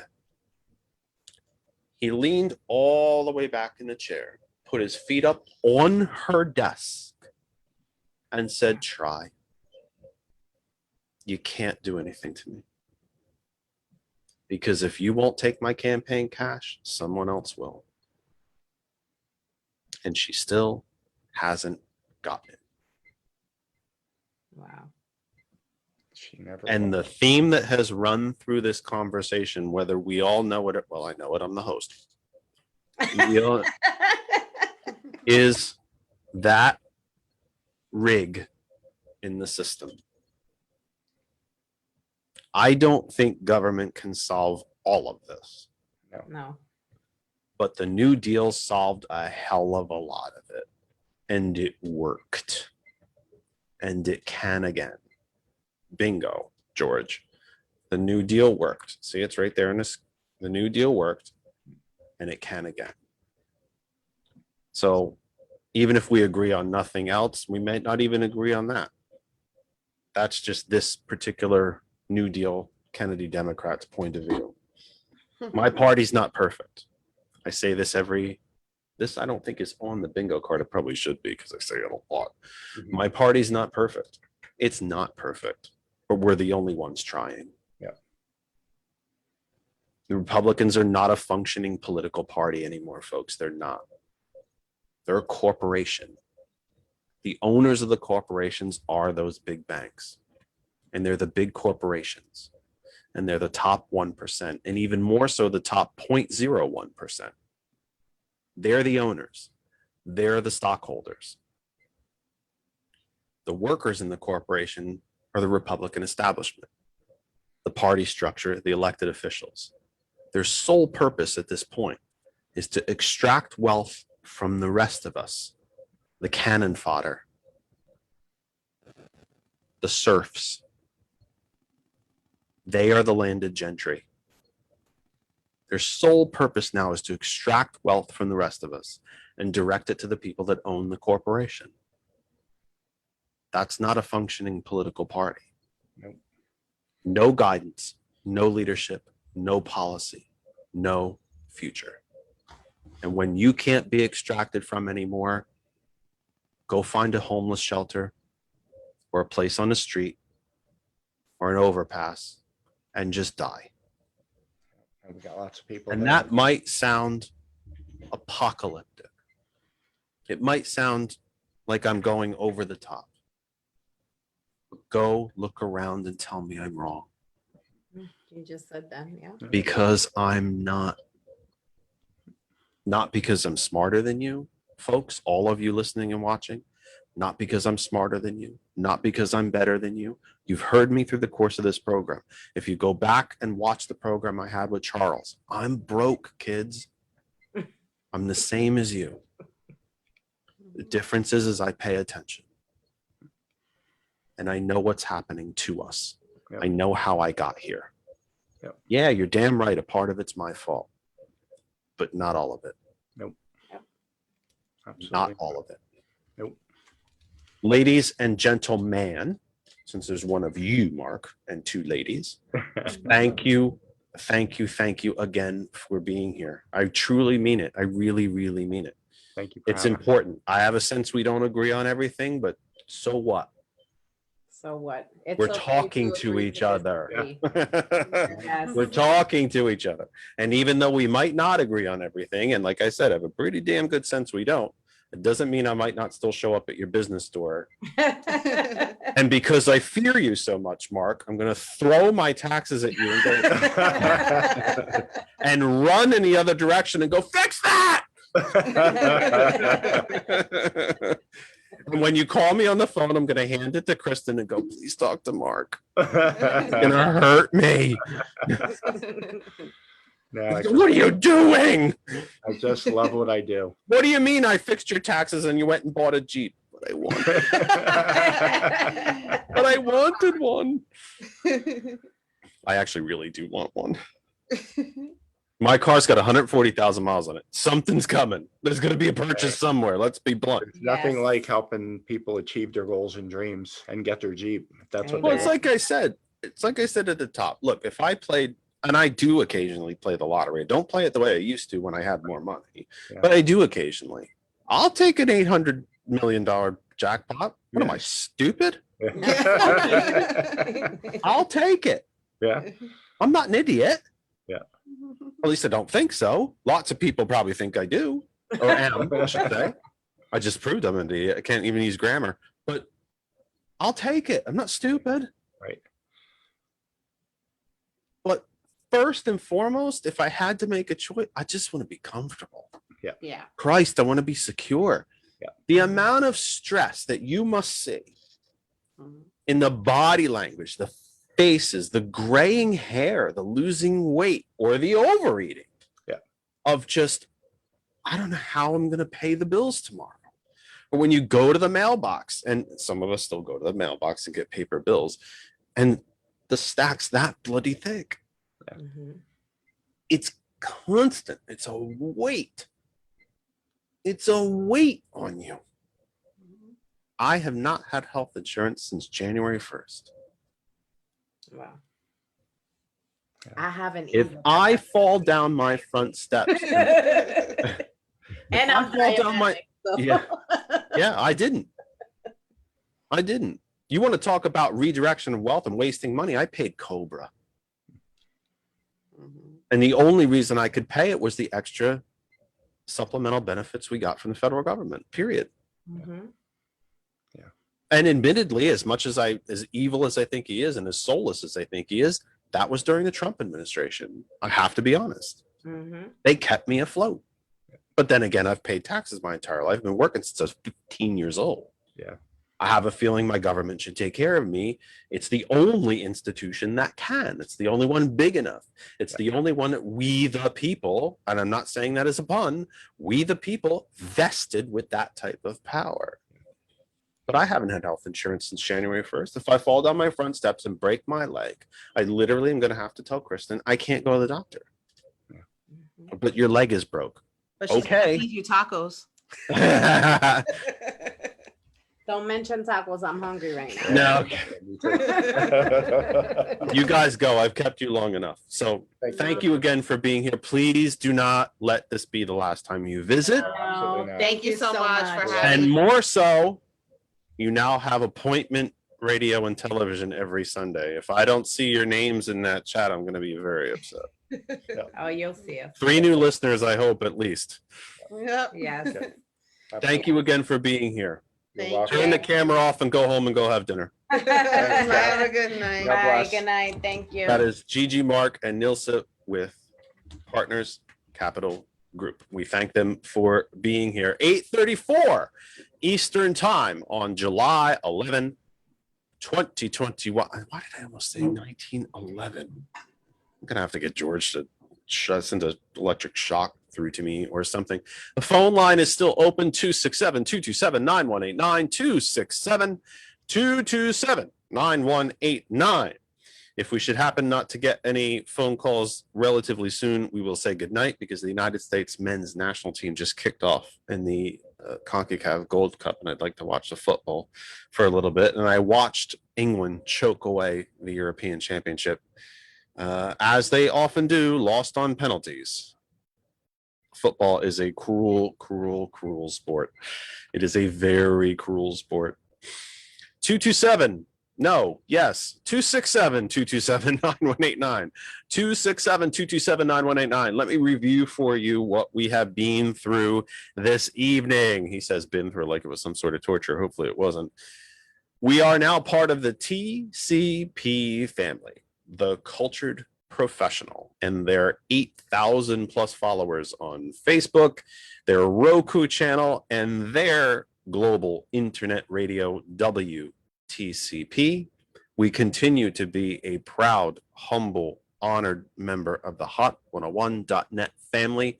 These are two families that are going to be able to help each other. They are going to be able to address issues, expand information into underserved communities who don't get information or who sadly sometimes don't pay attention. We will help that. We will help fix that.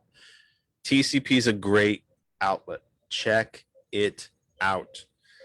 And then check out hot101.net or check out 101 and then TCP. Check out the great music on hot101.net. And of course, Dr. Io, who's on Wednesday evenings, on afternoons, I think it actually is. I think it's 4 p.m.ish on hot101.net. If you missed any of our program, I will always point you to the YouTube channel. We'd love for you to give us a subscribe when you are there. But now you can catch us on TCP on Monday evenings, a recorded version, so we won't get your phone calls. It'll be interesting to see if my Google Voice number rings tomorrow evening after 5 o'clock. But it's another way to reach you. The important thing about any of this is that we can't do it if none of you are watching or listening. This is yet another way for you to listen and to watch and to learn and to engage with us. So if you're watching the recorded version of this program right now on TCP, no, I can't take your call live, but you can email us. You can go to the Facebook page and contact us. I am on Twitter. So let me give you all of that. If I knew how to share the photo, I would put it up there. Should have sent it to George. You can email the program, thatotherkennedy@gmail.com. That other Kennedy, all one word, no spaces, no capitals.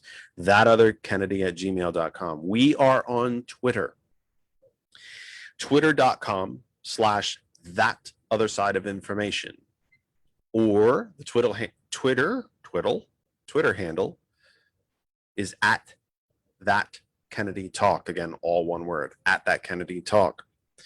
Our phone line is open for at least as long as we continue to be here with you. Probably going to wrap up around 8:45, it looks like. But the phone line is open. I grabbed the wrong mouse to see who's still here. It's just George and I. The phone line is open if you want to dial in before we wrap it up. It is 267-227-9189. Remember, the Facebook page is always there. Always there. One of the, there's a lot of complaints about Facebook, but one of the great things about it is that it is always there and always open. You can always reach us through, and we'd like you to become a member of the Facebook page, by the way. I think I'm in the 860 range. We really want to get to 1,000. We really, really do. If you have friends or family, like-minded or maybe even not like-minded, that you think might benefit from our page, please invite them.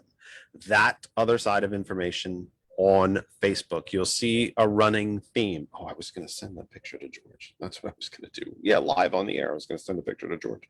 Because, that's awesome. Because don't you want to all hear that? Wow, Kristen took a lot of pictures. No. Where is that page? Where is that page? Oh, there it is. Can send that to him. Maybe we can get that up before the end of the program. Sorry, George, I just sent you a picture. Yeah, so go to TCP's Facebook page. We will be there. Just search for TCP, the Cultured Professional.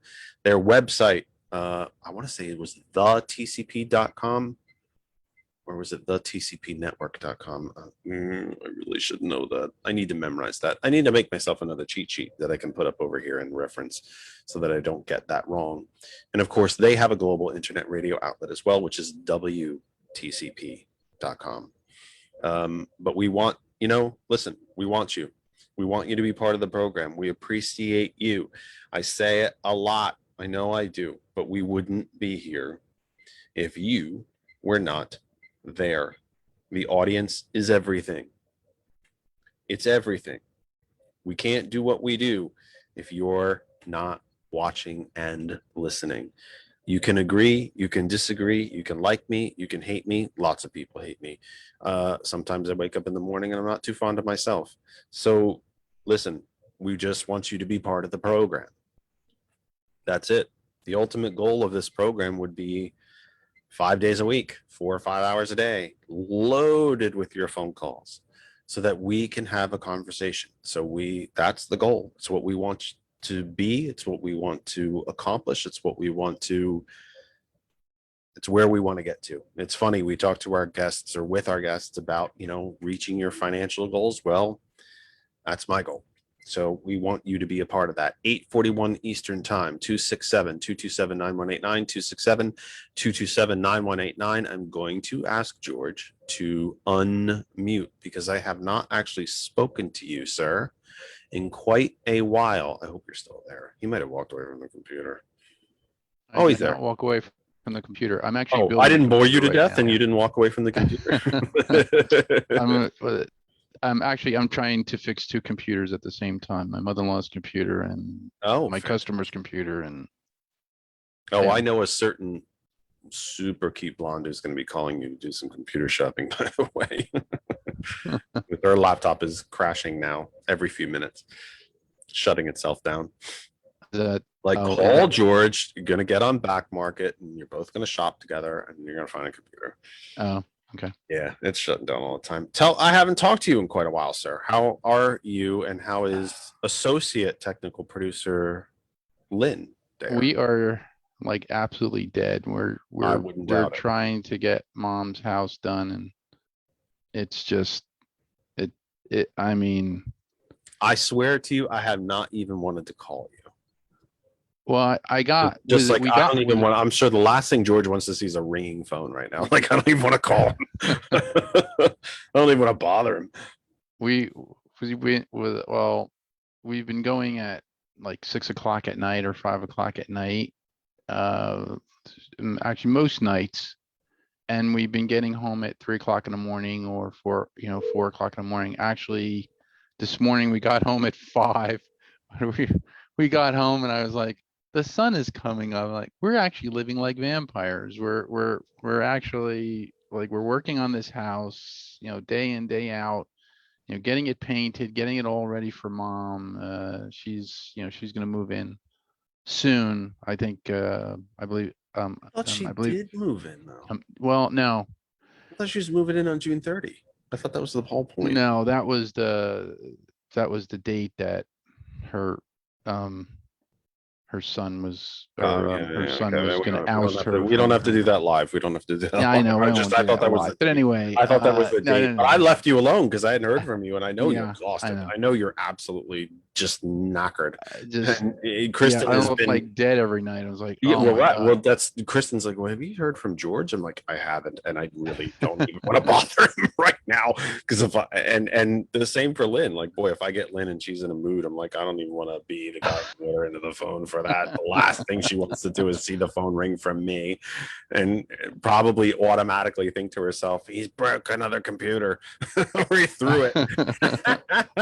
Let me ask you something though. Yeah.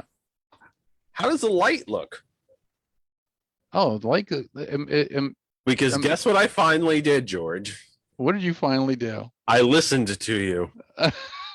Now everyone run to their windows and look for snow.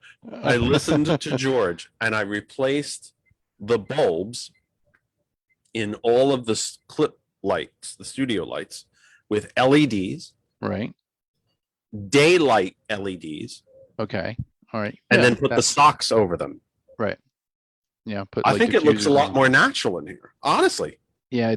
Yeah. There's no you're not- glare. well, I mean, you're not as washed out as you were because you had those. Because I have no skin color, You George. had those 150, 1,000-watt bulbs in there. No, I only put 60s in. No, but before you had you had No, incandescent lighting, no, and those were incandescent lighting was actually bringing the temperature up. And you were going, it's so hot in here, so hot in here. I was like, You well, know I what? wonder It's why. not bad. It's not bad in here. I should find. I don't know where Kristen is. I should find her. It's not bad in here. I do have a fan going. In Okay. fact, I have 3 fans going because I have 1 fan blowing in from the hall. I have a clip fan that I used to have at my desk at AAA Communications, as I fear I am never going to return. And I have a little fan down. You know where that other little fan is down next to me. In that, It's not bad in here. I forget. In that room, do you have central air in that room? I forgot. Yes. Because Yeah, but you know what it is? I think I either need to pay. I need to either get like a proper duct cleaning, or the ducts themselves they're not big enough. they do make a concentrator event, which is basically it's it's basically like 2 fans inside of a vent that actually. Well, welcome to the Home Improvement Hour with George. and Okay. I. And how expensive are those? I don't know. Probably really expensive. I will research it for you, and then I'll probably have to install it. So. Well, yeah. Well, if it has fans, then it means it needs to be powered. Yeah, it probably needs to be powered. Where's I the mean, power coming from in a duct? It's probably a low voltage fan. I don't know. Maybe Home Depot has it, or Lowe's, or it's some type of HVAC accessory that you can put on. I don't think it's that. I mean, I don't think it's like Well, I've had to- 120. we I don't usually- think it's like 115 volts or anything like that. We usually leave the bedroom door. We usually close the bedroom door when we're sleeping so that the cats don't wander in and out, and they Right. will. And like the last 2 weeks or so, we've had that really extreme heat. We've had to leave the bedroom door open Oh. just to try to get some of the other cooler air from the rest of the house into the bedroom. Because if we leave the bedroom door closed, by the time we wake up in the morning, it's like 82 degrees in the bedroom, even with the AC set at 74 and running on and off all night. So we've got to sleep with the bedroom. So maybe those, if those the vents that you're talking about actually work, I have no clue how I would power them, and I can't pay a electrician to come and wire them. But boy, if they worked, that would be pretty cool. That would She be. keeps the I know she keeps the temperature sometimes at 72, sometimes at like like below 70. I do So I kind of like 74. slip on the ice in the hallway. So Yeah, I do 74. Well, then your AC just works a lot better. This is a very warm house. It's a really warm house. I have fans running everywhere. well the thing about the thing about the air conditioner is it has to be properly load balanced.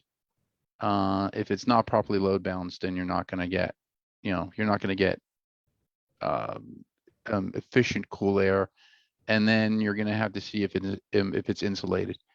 I know mine is insulated. Those places Like all the ducts are insulated. So I have no idea. This place was built around 1980 is what they generally put out. So I'm sure they didn't build the entire complex in 1 year. So I imagine it could be from 78 to 82 or whatever it took them, however long it took them to build it. So I wouldn't know. I bet they need a cleaning though. They haven't been cleaned since I've been here.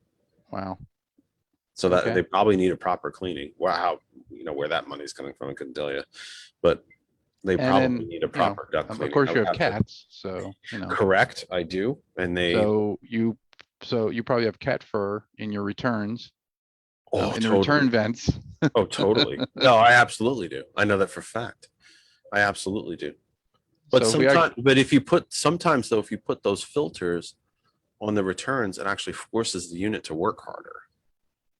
And I've always been Well- afraid of that because I remember back when my very first house, I put filters on the return. No, we didn't have central air there. Where did we have central air that I did that? Or did I do that for the heat? I think I might have done that for the heat. We had, for some reason, there was a central heating unit in there, but not a central air unit. I did it. I put it on all the vents and all the returns for the heat, and I damn near blew out the motor on the heater.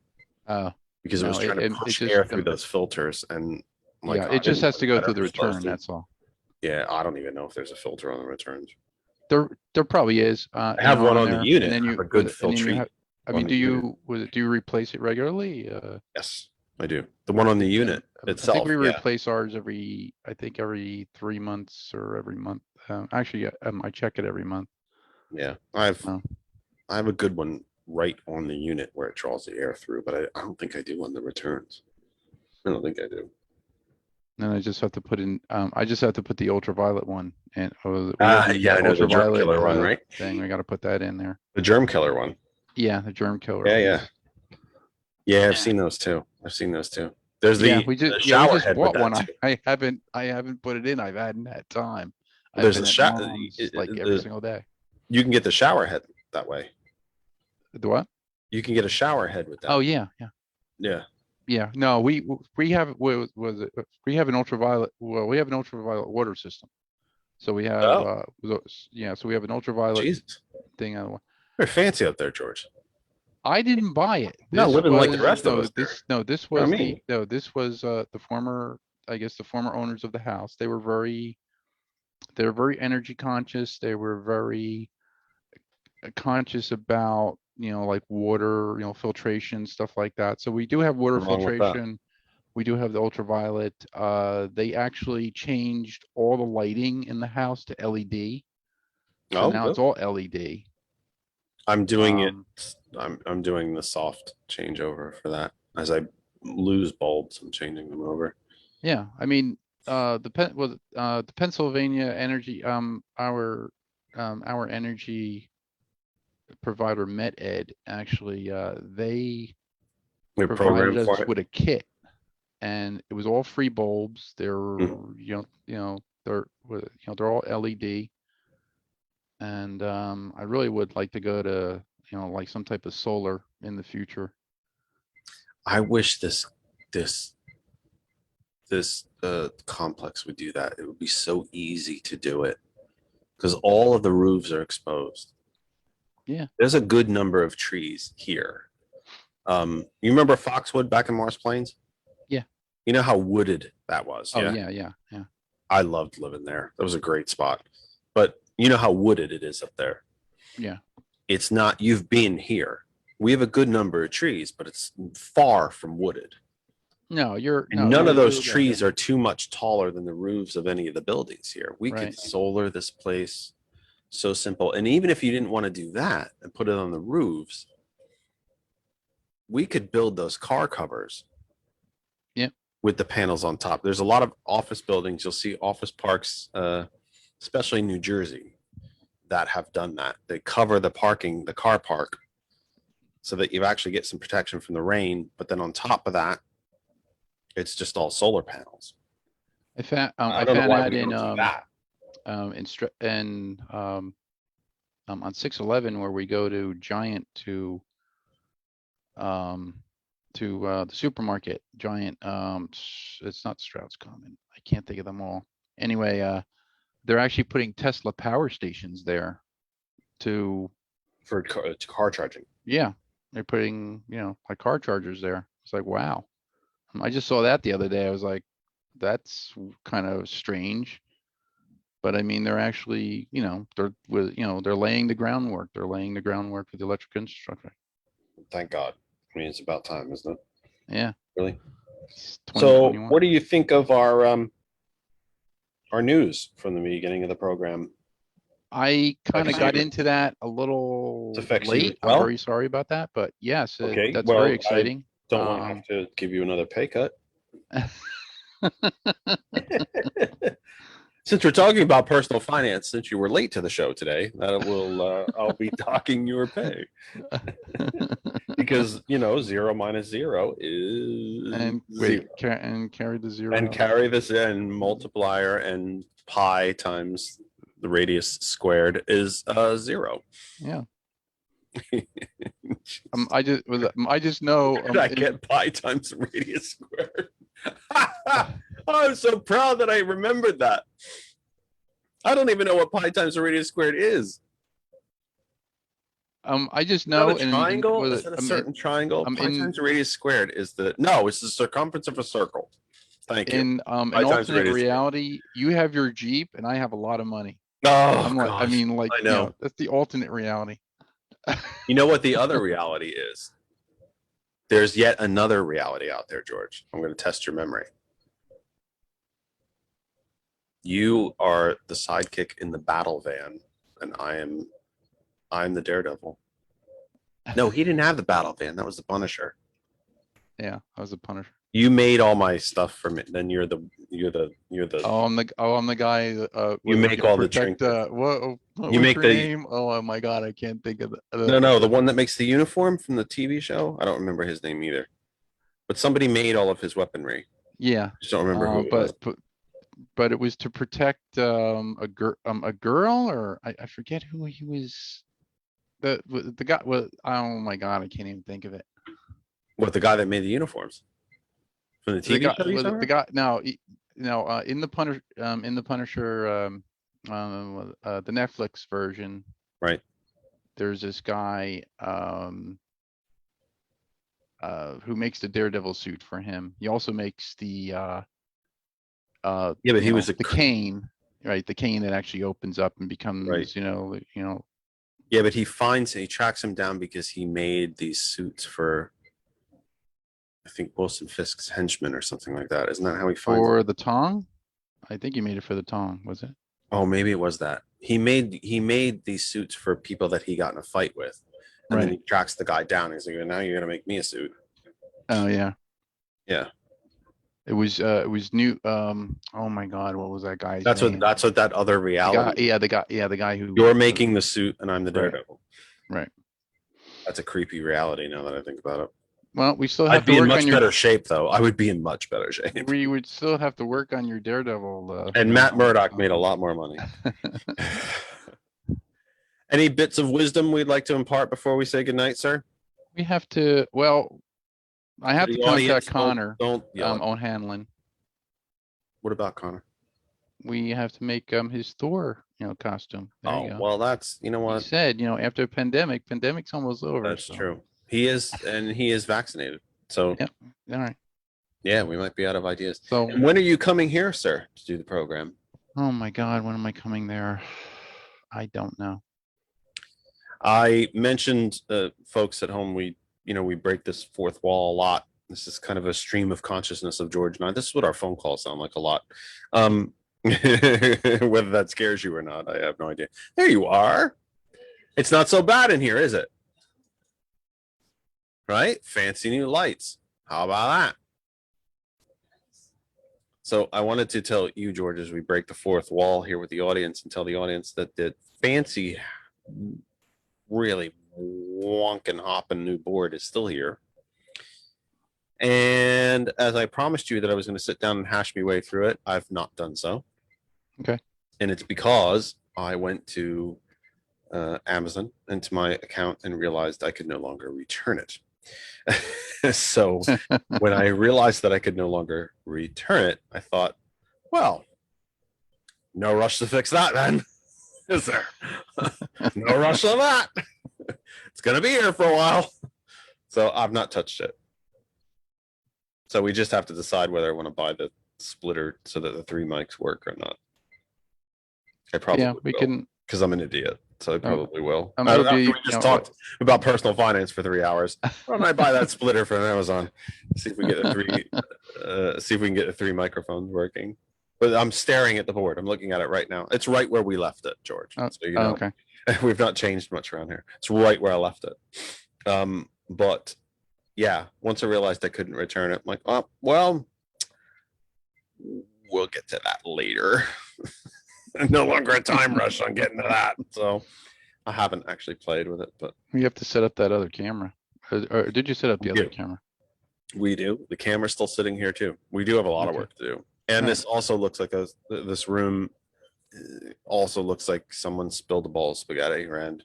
There's wires everywhere. My God in heaven, there's wires everywhere.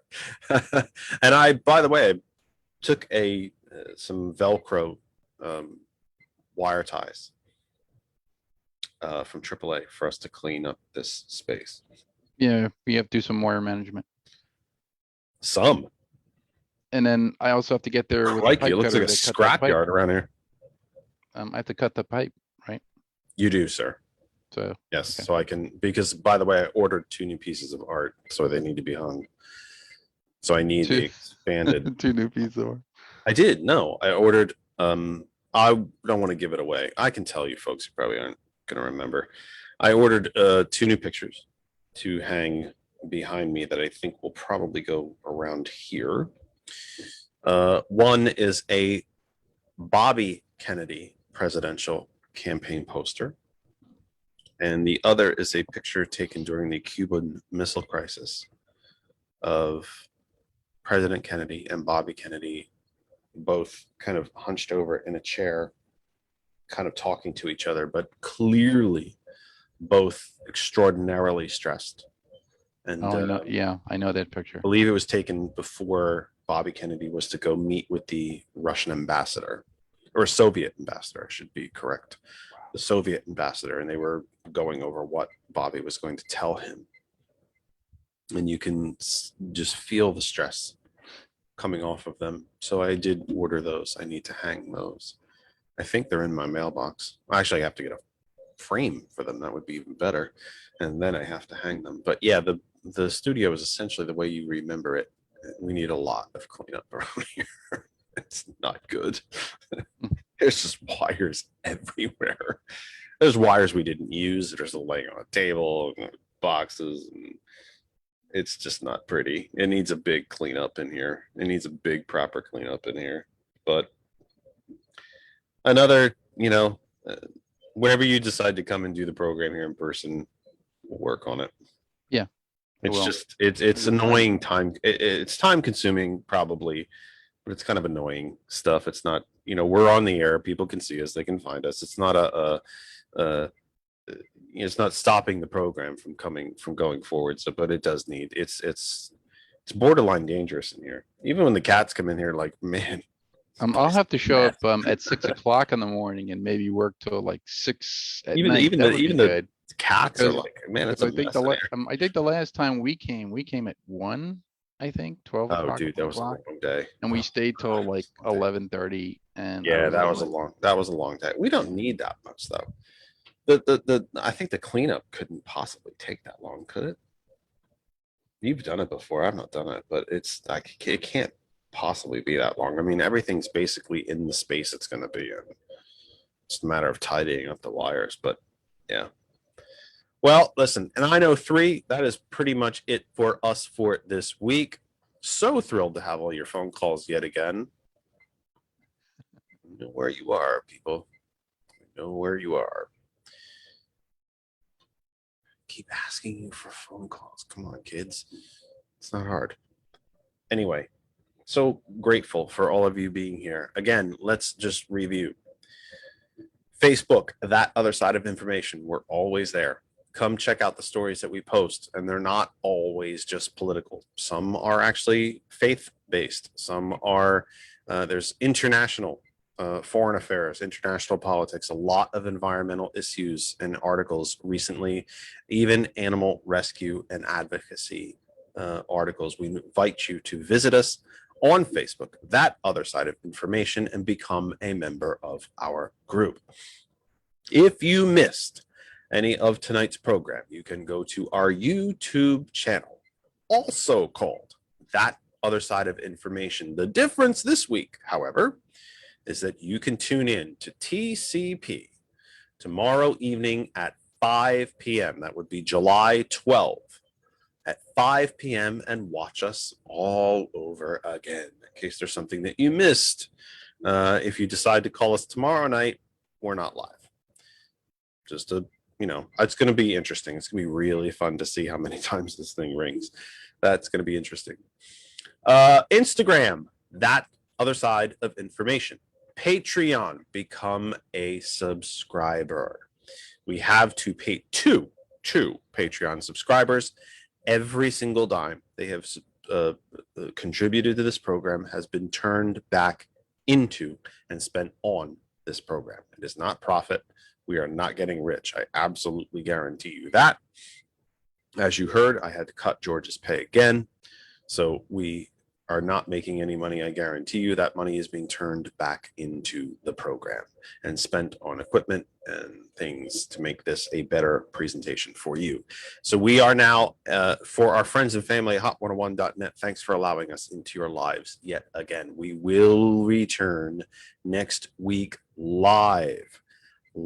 So for you on hot101.net, if you are looking for a repeat performance of the program, go to the Facebook page for, oh, hey, there it is. What am I missing at the top? Oh, the Twitter. Yeah, got cut off in that picture. Go to the hot101.net Facebook page and you can find us and watch the program all over again or catch any of the bits that you may have missed. Oh, there it is. There it is. Fancy. I took a picture of it. That's a pretty fancy graphic right there. Who says we don't know what we're doing, huh? You can email us, thatotherkennedy@gmail.com. You see it right there in front of you. Those capital letters are not entirely necessary, I don't believe. I think that's just the way Word, Microsoft Word did that for me, and I didn't notice it until after I printed it. Twitter, @thatkennedytalk is the handle, or you can go to twitter.com and just search for That Other Side of Information. Instagram, That Other Side of Information. Patreon, That Other Side of Information. TikTok. I did a TikTok today. That Other Side of Information. And listen, folks, a like, a subscribe, a follow, whatever proper term is for each of those different platforms is always appreciated. I am not an expert in the algorithms for these social media sites, but here's what I know. The more people that like, follow, subscribe, et cetera, et cetera, et cetera, there are certain thresholds that once you reach them, you become more of a public face, and then even more people get to see you. We would like to break those glass ceilings. Please help us do that. Whether you enjoy the program, you agree with me, you disagree with me, whatever it is, you are welcome here. We would like you to be a member of the Facebook group. We'd like you to subscribe to us on YouTube. I think you like a person on Instagram. That shows you how often I go to Instagram. We would like you to subscribe through Patreon and help support the program. And if you're on TikTok, you can follow us and like us there. I can't tell you there's an awful lot of stuff on TikTok. It's usually show announcements, but at least you will know when and where to find us. And for our new friends and family at TCP, thank you for allowing us into your homes and lives for the first time. this particular episode. We are proud and happy to be part of the TCP family. And we believe that the partnership and growing relationship between TCP, this program, and Hot101.net are just going to be great for both audiences. We are two cars driving side by side on the same road. We were going to find each other eventually. It's a beautiful match. And even though Hot 101 and TCP have their own bits of personality, they also have an awful lot in common. If you are a Hot101.net listener, check out TCP, The Cultured Professional. Go to Facebook and look for them is probably the easiest way to do it. Or if you want to do it on Roku, you can do it there as well. And if you are a Hot101.net regular listener, check, wait, I did that part. Let me do that the reverse. If you are a TCP viewer and listener, check out Hot101.net. I think you're absolutely going to fall in love with it. You're going to enjoy it and fall in love with it. The two audiences are just made for each other, and it's going to help both entities grow, provide better entertainment and services to you, and provide more information to each of you. And that's what makes the world go round. We help each other out. We stay informed, and we become active members of our communities and our societies. So for this week, for Kristen, for Lynn, for George, for our guests from Partners Capital Group, and for the team at TCP, for DJ Lex and DJ Earl, and my dearest friend, April Riddick at Hot101.net. I am Jeff Kennedy, and we will see you next week, July 18 July, from 5 p.m. Eastern Time, with a brand new and live episode of The Kennedy Effect. Until then, please have conversations with each other. Don't yell and scream. Help out your neighbors. And please take care of yourselves and each other. We will see you next week. Please take care.